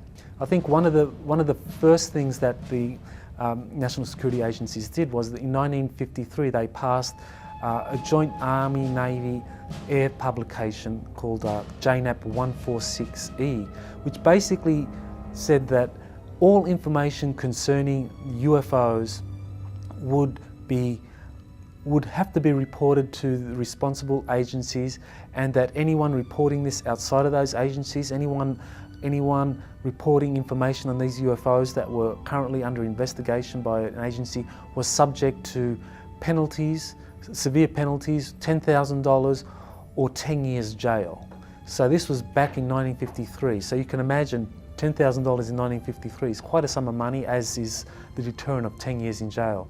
And people were silenced. Those that were investigating the UFO phenomenon, investigating the government conspiracy to keep all this quiet, regularly found that when they began to question servicemen or people who had any information on UFOs, that these people would clam up, because they would say, well, because of JNAP 146, that they've got to keep quiet because they don't want to be put away for 10 years in Fort Leavenworth or kind of subjected to these funds. It's very important for us to try to identify intelligent sources who are courageous enough to come forward and speak the truth and put that information out to the public, because I think nothing less than the future of planet Earth is hanging in the balance. Because if the truth were to come out, and the knowledge, the fact that we now have some of the goodies that they have in energy sources, 0-point energy is the point I'm trying to make here. If that were to come out, the world economy would collapse, because our economy is based on oil right now. You cannot introduce another energy system without shaking up the whole house of cards, you see. Now, why would they keep the secret? You want to figure out how the darn things work. They make wonderful weapons delivery and defense systems. You got wreckage. You set up your secret project. Rule number one for security, always, you can't tell your friends without telling your enemies. They listen to the radio too. Second problem, what if the other guy figures out how they work before you do? And everybody's got another guy, because weapon, counter-weapon, counter-weapon, it's an old game that's been played for a long time. The third problem, if there were to be an announcement made by highly trusted individuals around the world, saying indeed some UFOs are alien spacecraft, what would happen? Church attendance would go up, mental hospital admissions would go up, stock market would go down, anything that's, you don't know what's going to happen. And you know what? No government that I'm aware of wants its citizens to owe their primary allegiance to the planet instead of that individual government. Nationalism's the only game in town, and you don't need to look far to see that. There's a fourth problem. Some fundamentalist religious groups have loudly maintained that we are the only intelligent life in the universe. Pat Robertson, Jerry Falwell took this attitude, that this is the work of the devil. And I think that's an insult to the great glory of God, that this is the best she can do, frankly. The whistleblowers that I have spoken to or communicated with all discuss different ways in which they have been silenced, where, for example, they're visited by teams of agents, military intelligence agents, and simply told to be quiet. That if they don't get quiet, that if they're not quiet, that they'll be harmed. That if they themselves don't have any fear of being harmed, for example, they're retired, then their families will be harmed. That the careers of their sons or their children will be harmed. So, I think that this is how they silence the whistleblowers. As far as the mass media is concerned, I think that there's been enough research done on identifying exactly how it is that the mass media is kept away from this whole phenomenon, where in collaboration with the owners of the media conglomerates, senior editors, that any enterprising journalist or who wants to discuss UFOs or anything concerning the cover-up or how the money is raised to fund these projects, enterprising journalists would find themselves out on a limb. The government's covering up the knowledge that they have, that some UFOs are in fact interplanetary spacecraft, are interdimensional, multidimensional craft. Both can be one and the same. But we have a sentient life, much more evolved, much more intelligent than we are, that are visiting our planet. And we're keeping this information from the public. I can guarantee you a laugh from an audience when I show the blacked out CIA UFO documents that it took me 5 years to get and that you can read 8 words on a page. By their definition, they're UFO documents, you understand. The NSA, National Security Agency, no such agency is the inside joke, or NSA never says anything. Got 160 pages, 156 pages of NSA UFO stuff. You can read 1 sentence per page. All the rest is supposedly sources and methods information. 97% sources and methods, and only 3% UFOs. That makes no sense at all. Many young people don't realize that we killed 50 million of our own kind during World War II. We destroyed 1,700 cities. How does that look to somebody out there who's a little more advanced than we are? We're not nice guys. We're wasting the resources of the planet on killing. We don't feed our poor and starving. We build more bombs, more airplanes to destroy people with. We really don't know whether this secrecy and withholding the information, withholding the technologies from the general public arena is really for the best interest of all of us.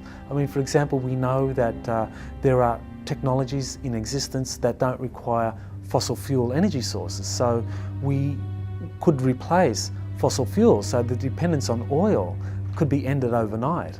We could have advanced technologies whereby individuals would have kind of unlimited energy by which they could do things such as travel from different parts of one city to another, or across a country, or even intercontinentally, that there could be unlimited energy for fueling their houses so that they don't have to pay these hefty energy bills during the winter. So there is very direct consequences of these technologies being withheld. Also, when it comes to medicine, I mean, it seems that extraterrestrials have superior medical technologies that they could be shared with humanity, with the general population. These also are being withheld. That this is being withheld ostensibly because if this information were released to the general public, that the general public would learn that this was not developed through conventional science, that this was somehow handed down by some advanced race, so it would blow the cover on the extraterrestrial presence. I know for a fact that our government, along with other governments, have some type of social intercourse with our visitors. But at the same time, I know that our visitors are partially responsible for why full disclosure is not taking place yet. And that's easily proven. Given that they are here, what power on earth could stop them from making themselves known if they wanted to? That being said, I feel that governments need to find a responsible way to start getting the information out that we are not alone in the universe.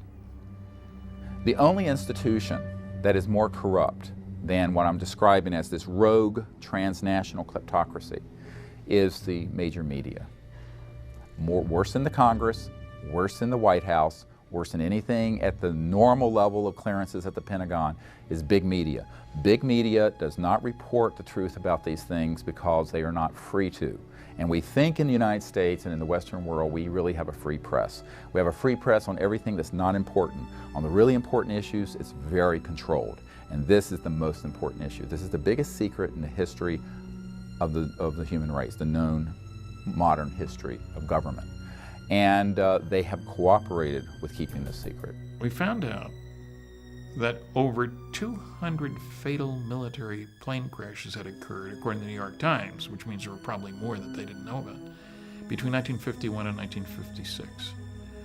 200. These are fatal ones. This isn't just plain old accidents. This is where pilots were killed. And we found out that 5 of those pilots had over 100 missions in Korea.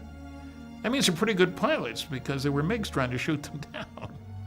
And so they leave Korea, they come back to the United States, and they have an accident, a fatal accident. That seems a little strange. 1 maybe, 2, but 5? And the New York Times in several instances used words like disintegrated and disappeared. I think we're talking the tip of the iceberg. These orders to shoot them down. We have proof of that. And we have the head of the American Rocket Society, a man named Farnsworth, writing President Truman, thinking that was not such a good idea. The rank and file are often very interested, but then from somewhere deeper and higher than they are, it gets killed if they try to do anything in depth. So that's what we have found. And so the in-depth information, I think we have to put out through the internet, through other documentaries and through other means. Maybe eventually there will be a media interest that is large media that will do a true expose of this.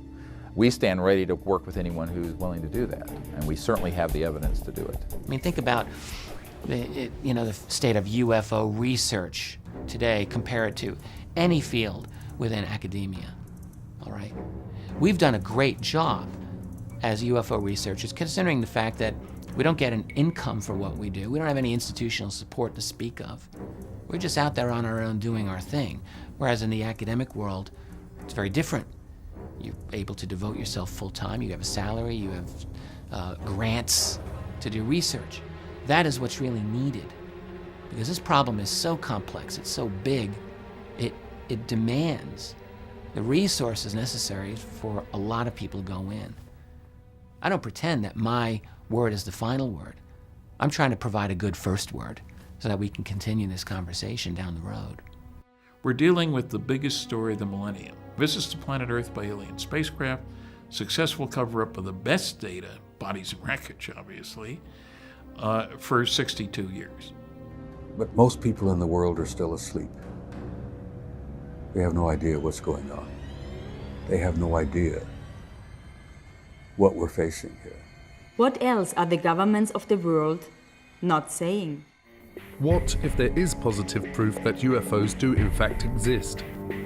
What if that proof has existed for years, but has been hidden neatly within the fabric of a system of lies and grand deception?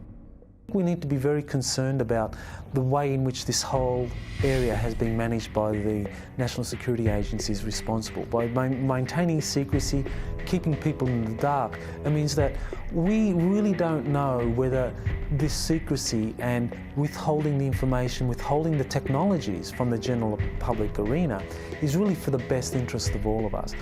The problem has been since the early 50s, and I have the government documents. The United States government has instituted a policy of denial and control over the information. Nothing happening there, folks. Nothing happening there, folks. And if somebody persists in saying, but I saw it, then they're ridiculed. You've got a screw loose. Something's not right with them. This is absolutely just unconscionable in a country that pays lip service to freedom and individual liberty. Because there have been so many people whose lives have been wrecked, whose families have been wrecked because of this policy of denial and ridicule over a phenomena that has happened worldwide for centuries. Disclosure has a very defined definition. It means the formal acknowledgement by the governments of the world of the extraterrestrial presence. As fellow inhabitants of planet Earth, we live in a rapidly changing world. The advent of modern communication networks and the internet has made maintaining the UFO cover-up a difficult and demanding undertaking. Brian Vike of HBCC UFO, it's the #1 UFO website to send information to. Him and Rents and UFO Casebook are the 3 places that I always send my footage to, because they will only put verified sightings on their site. They just won't put junk up there. And I know they get over 3, 4, up to 10 million hits a month. For over half a century, the United States, Great Britain, and a host of aligned countries have been able to maintain a vast web of secrecy over what is actually happening worldwide relative to aliens, or what are generally known as EBEs, extraterrestrial biological entities. But that is rapidly changing, and disclosure, the lifting of the truth embargo, is now taking place. I'll be getting over 500,000 hits this month. But the interesting thing about that is that a couple of thousand of those hits each month are from the military. As far as sharing information on the internet, that is the best way to do it, and probably the safest way, only because I know I've sent DVDs to people and they haven't received them. And I would email them and say, look, I'm going to send you a DVD. Can you analyze it for me and let me know what you think this is?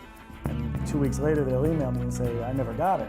I'm just waiting for that day when they come knocking on my door and want to talk to me about it, but until that day, I think they know who I am. I think they know we're here. I think this is the way it's going to be done from here on out, because the military definitely doesn't want to talk about it anymore. Everything at night to them is a flare or an airplane. On the contrary, we have all this evidence that shows otherwise.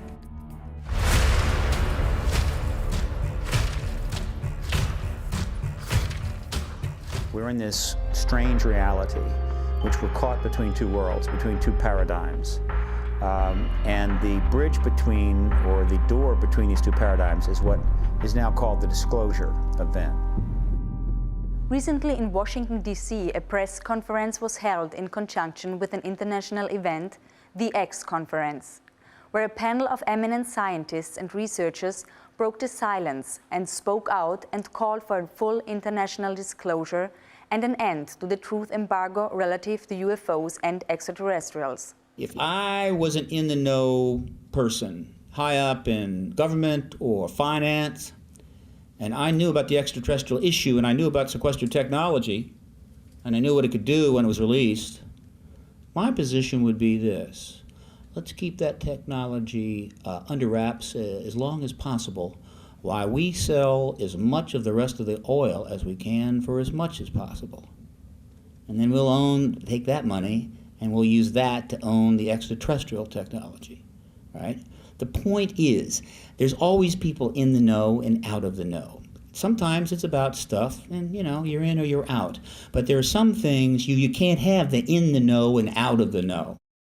Basically, what we're calling on today is for the government of the United States to take the issue of extraterrestrial life, where it has been stuck in conflict and for the last 60 years, and take it out of the military intelligence agencies and put it into the Department of Education and the scientific departments where it belongs. Take it out of the threat scenario agencies where it is funded as a potential threat, and put it into the opportunity agencies where it is funded as a matter of education and advancement of knowledge for mutual benefit.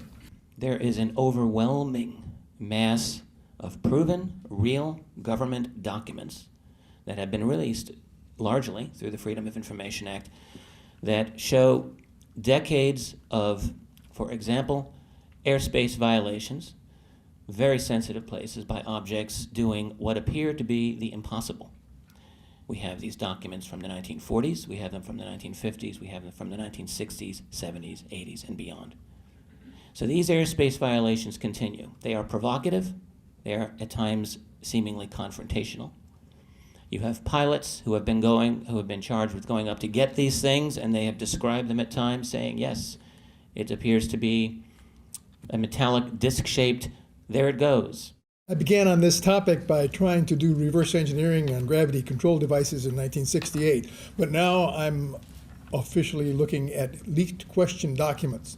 And some of the documents tell an amazing story. One of the leaked documents started with FDR, and FDR had set up, through Vannevar Bush, a committee called the Non-Terrestrial Science and Engineering Committee. These were guys, after the recovery of a crashed flying saucer in 1942, who were given the parts and told to figure out how they work. They came back to FDR in 1944 and asked for money. And he said, no, we got to win the war first, beat the Nazis. And then in 1947, it was Vannevar Bush who went to President Truman, who didn't know about all this, and said, by the way, we have these craft, we could do some reverse engineering in order to improve our country, to improve our culture, to improve our standard of living. And that was when the money started to flow. July 2002, right here in the Washington, D.C. area, there was yet again a airspace jet chase by two F-16 jet interceptors, which were chasing a bluish object right outside D.C. My opinion right now is the person who's going to wait for hard evidence is going to be left behind when the deluge comes.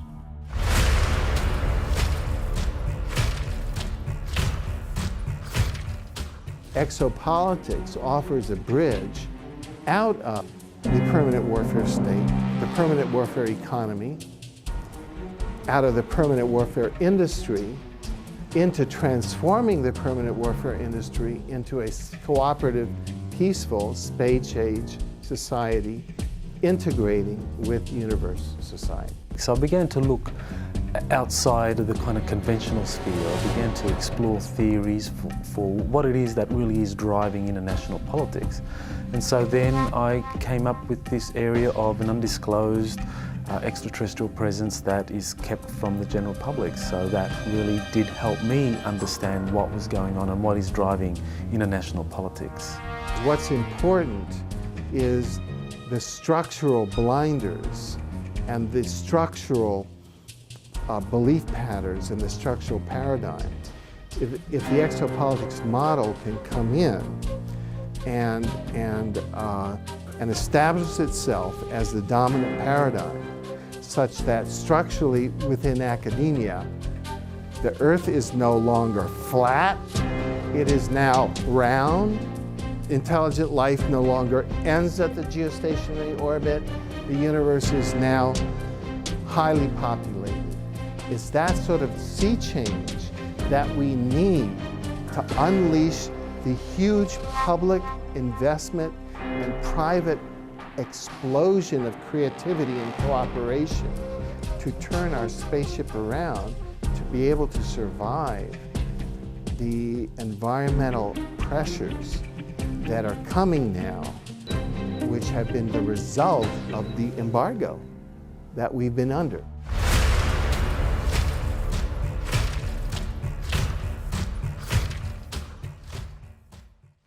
Are we, the people of Earth, on the verge of technological destruction?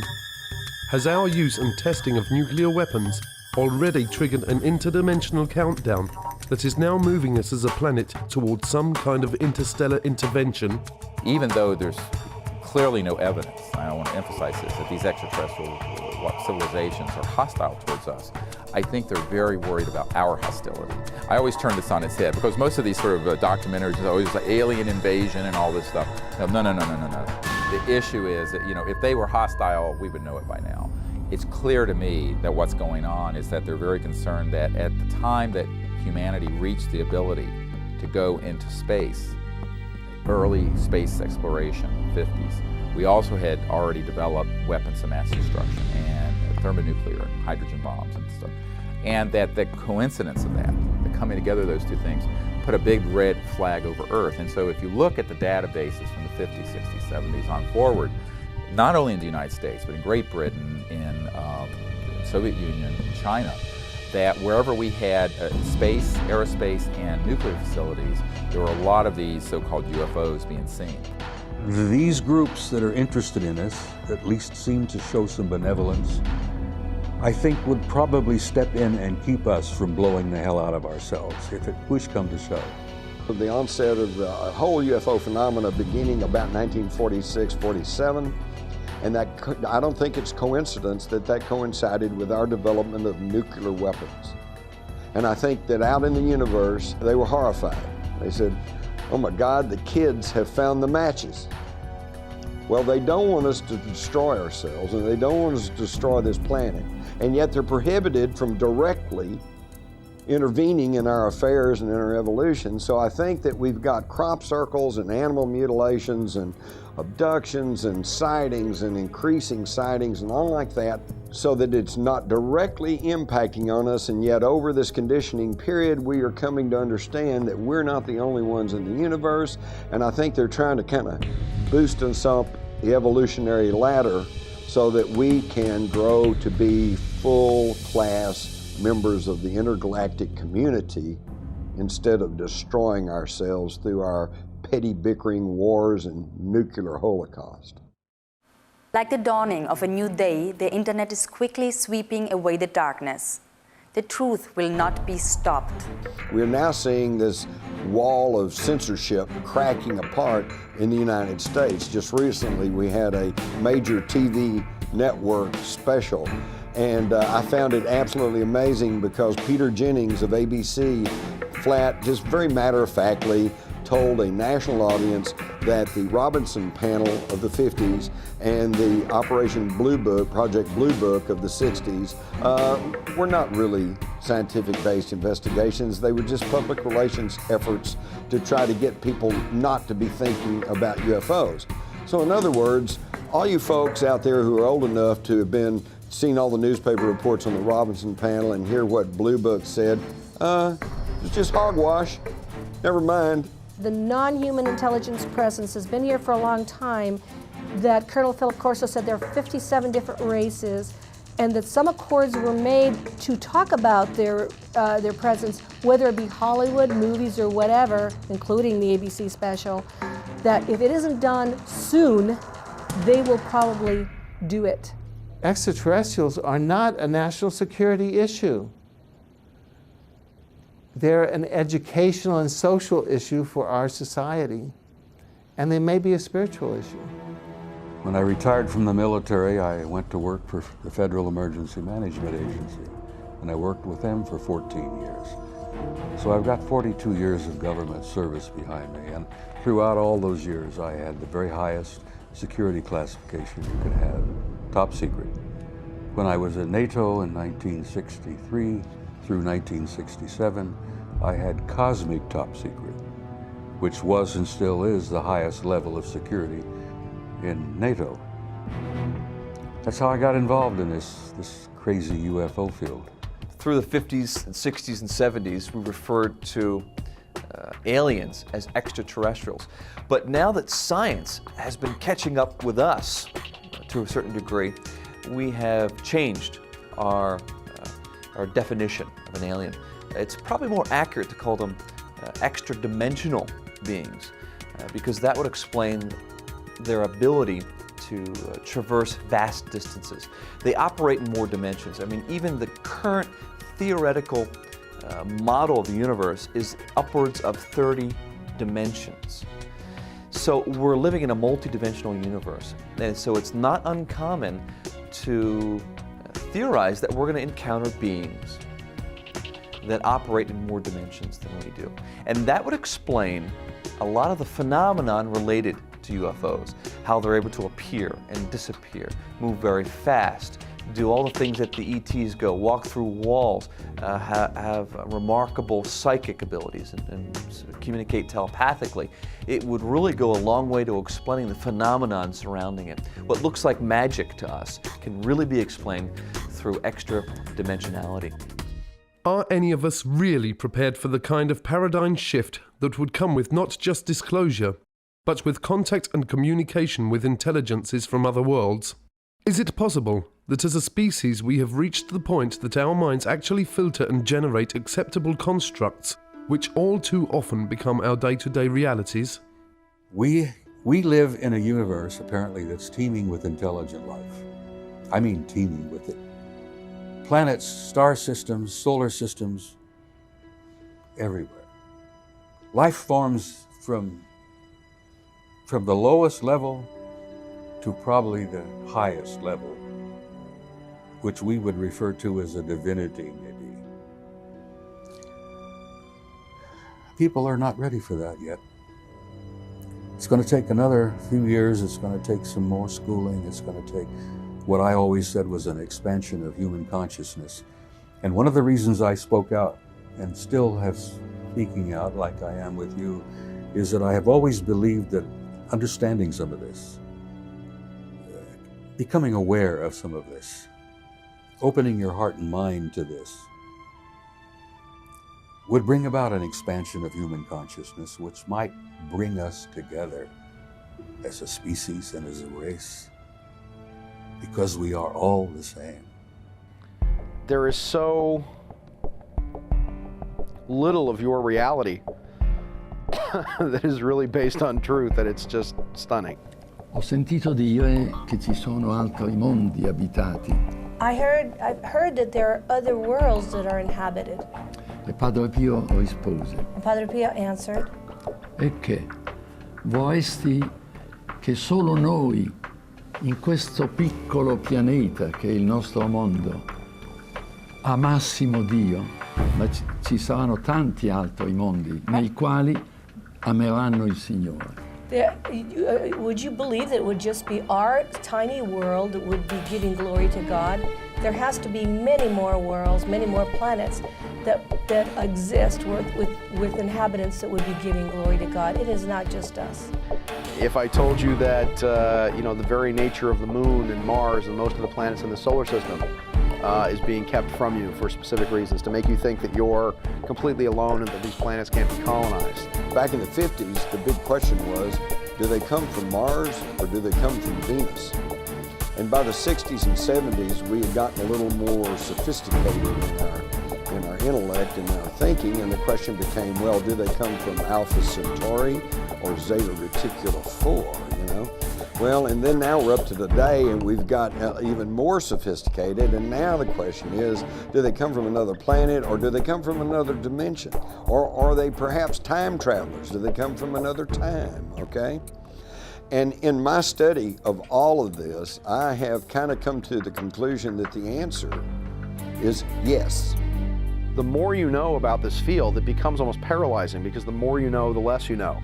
The more you know and the more open-minded you are about this, the more you realize that every answer you find just leads to a thousand more questions. Vast sums of money are being siphoned through these different agencies into the coffers of the CIA, which then forwards this money on to the DOD, and this money is funneled through the DOD and goes into the black projects which the DOD has direct oversight over. So the CIA is kind of like the bag man. It collects the money, it goes to the Department of Defense that actually administers how this money is going to be spent on different black projects. So the size, how much are we talking about? I think the best indication for just how much we're talking about here are the auditing irregularities that the Inspector General of the Department of Defense has himself identified. He identified in 3 years, it was 1998, 1999, and the year 2000. In those 3 years, we identified, on average, $1.7 trillion could not be accounted for in the Department of Defense budget. In other words, this was money that was being moved around in ways that could not be accounted for. And I think what that indicates is the true size of the black budget. We're looking at an infrastructure that is funded by as much as $1.7 trillion a year. Now, when you consider that the whole Department of Defense budget officially is just over $400 billion, we're talking about a vast infrastructure that is 4 times greater than the entire Department of Defense budget. As Jack Nicholson would say, you can't handle the truth. Is it possible that ancient and secret societies exist that have always had the real but hidden information? And have they, as a result of their ongoing familial knowledge, been manipulating and governing virtually all countries down through the centuries? Researchers point to the Illuminati and the power elite and their use of propaganda as carried by the mainstream media. Many believe that these powerful few actually control almost all information by implanting false knowledge and beliefs into our human collective reality. Essentially everything that you would want to know has been covered up. From the electrogenetic magnificence of your DNA being a spiritual antenna to the Creator, to the most amazing Pythagorean mystery school mathematics that is essentially freeing to humanity, in essence also very, very clear that everything in our world is a divine creation, and as the math is the expressive tool of the Creator for creationism. The United States government, the leader of the free world, is totally controlled by a wealthy oligarchy, a small handful of people that are just super rich. Most of them are not even in government, but they tell the government what to do. These are the people who are behind the UFO secrecy. They don't care if you know there's ETs out there. But if you know there's ETs out there, then you will know that there is alternative technology. And this could upset their monopolies over energy, fuel, transportation, communications, pharmaceuticals. And that's what they don't want. After all, who would continue to pay all these ever-increasing prices for gasoline that's polluting the air, choking us all, killing our kids? Why would we do that if we knew beyond any shadow of a doubt that there was non-polluting energy sources out there? This is what it's all about. It comes back to the old journalistic adage, follow the money. Everything has been covered up. The toxicities of the pharmaceuticals. You're not learning the truth about vaccinations. You're not learning the truth about various medications.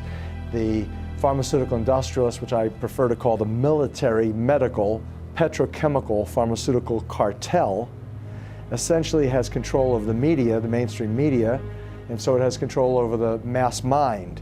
And as a result of those powers that they assert, people are not given the factual information upon which to make informed decisions. They're given propaganda, and as a result, the choices that people are making are genocidal. And I say genocidal with a strict definition, meaning the mass killing of people for economic, political, and/or ideological reasons. And those pharmaceutical industrialists are intimately connected to those people who wish to control populations.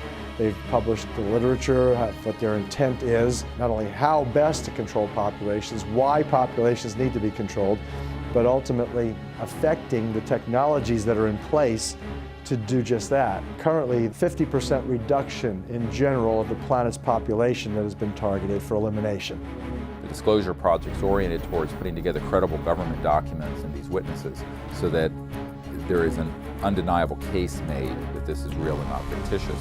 It started really in early 1990s, and after I had briefed the President Clinton's first CIA director on this problem, it was made very clear to me that the executive branch of the U.S. government did not want to do this because, I am quoting, the President was concerned he would end up like Jack Kennedy. I'm not kidding. That was said to me by President Clinton's closest friend. Could it be that much of what we believe is illusion? Is it possible that the history of human civilization is not as we have been told? Have we as people been purposefully dumbed down? And have our governments only served to strengthen the bonds that bind us to our ignorance, not only of our past, but of our present and potential future? Officials in these agencies no longer represent the best interests of humanity, but are now representing the interests of a particular extraterrestrial race that they have been compromised by. So we pay a heavy price if we don't make this open, if we don't bring in transparency and accountability into this whole process. It means that we don't know whether or not those that are behind the policies are actually implementing these policies for the best interest of humanity, which is what they claim, or for the best interest of a particular extraterrestrial race. Some of the questions that we must ask include, are there bases on our moon? Are there structures and life forms on Mars and many of the other local planets? Have our governments made deals and treaties with other life forms that affect the future of all of us on planet Earth?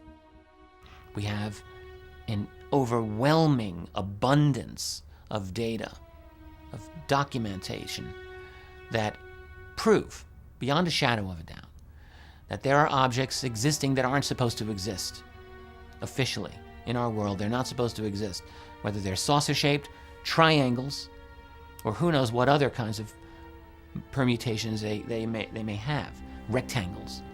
These things that can hover in the sky, silently, take off, often rapidly. These are using principles of aviation or flight that are not in the official books today. But someone has got some answers on this because they're doing something there. So that's something you can take to the bank. UFOs are real. The issue of this ET engagement is not going to go away. They haven't gone away. The researchers aren't going away, and the public's interest is simply growing. They're going to meet in larger and larger groups, including in this town. And they're going to learn more and more while you sit on your backside doing nothing. And increasingly, you're going to look irrelevant, complicit, compromised, and embarrassed. That the deliberative body of the most powerful nation in the world is clueless or refuses to deal with the issue because they're compromised, and that the political media is violating every tenet of journalism, ethical journalism, that it ascribes to by being complicit with this embargo.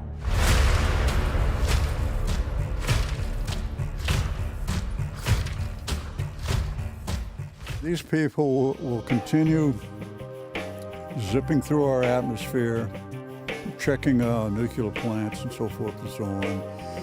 They have never been hostile. They pose no air security problems, whatever.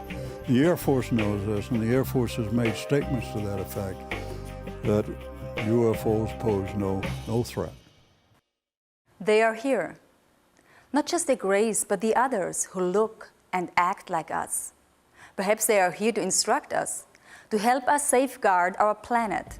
Definitely rules and regulations that govern everything. And the councils have the history books of all of the planets and all the records. So when a planet reaches the point that it can support life, that's a very momentous time in the history of that planet. At that time, the planet is given its life charter. We're dealing with a big, big story. It's not just them. As I said, if it was that simple, it would probably been out some time back. It's really about us. It's who we are, what we are, how we came to be, and where we might end up going sometime. Life is never allowed to just simply spontaneously develop. That if it did, it would be very chaotic. If we could integrate, I call it the spiritual, but the esoteric or whatever. I mean true esoteric. I don't mean religion necessarily, because there's a difference, I think, between religion and spirituality. To produce a thinking, intelligent human being would have taken millions more years if it was happening by normal evolution than it would have taken. And it would still not have got to the point we are now. They create life on other planets because this is the way they were created, by what they call the archaic ones, the ones from the very beginning, have been doing this forever. Mankind was developed as a species, as a spiritual being, and I think we've gotten so far away from who we really are that it's very hard for us to go back there and digest that maybe we have cosmic brothers and sisters. We fight among ourselves for diversity. I mean, if anybody walks in here and looks totally different, we fight among ourselves. And I'm thinking, oh my God, what are the ETs that are involved thinking about the way we handle ourselves with people that are so different from us? They're probably scared to death to appear because of what we might do to them. We have not handled diversity very well. Yeah, one day, I would hope that the people of Earth would stand up and extend their hand in friendship to these people. We have never done that here on this planet. You know, we've shot at them. We've done everything. We fire radar, we fire lasers, everything. We need to say hi. There are other extraterrestrial groups who are human-looking, such as the Pleiadians, the famous Pleiadians of Billy Meyer and others. And they are much more intent on trying to assist humanity to become free of this kind of manipulation from other races that really try to use humanity as a resource. Let's think about it. You can't say, whoopee star kids, these wonderful advanced children have been transformed by contact from people from the stars, when in the same breath you say there's no such things as UFOs. The question of UFOs and extraterrestrials, most people just think is something entertaining. In reality, it's something that is central to how we're going to be able to go forward as a civilization, because that issue involves sciences, technologies, energy and propulsion systems that could give us a whole new civilization. It's terribly important the whole thing come apart, because it's all one package and it's part of our bright and very, I think, hopeful future. And I think of these star kids growing up and being our leaders, our presidents, congresspeople, senators, university professors, leaders in medicine and science and so forth. I think what brilliant and expansive future we're going to have, but we have to get from point A to point B. And this cover-up is just stultifying us in a very painful way. Is it possible that an intergalactic federation exists, and that this collective of different member beings are in the process of offering the people of Earth membership in a federation of planets? Most importantly for all of us and our children, some of these researchers say that acceptance of their invitation to Federation membership would end all war, starvation, and dependency upon fossil fuel-based energy systems for our entire planet. Part of the problem with the UFO cover-up coming apart, you've got to uncover the whole thing at the same time. You can't half uncover. People who try to only look stupid. Degli extraterrestri le fanno per noi specialmente. But they're doing it for us. They are praying for us.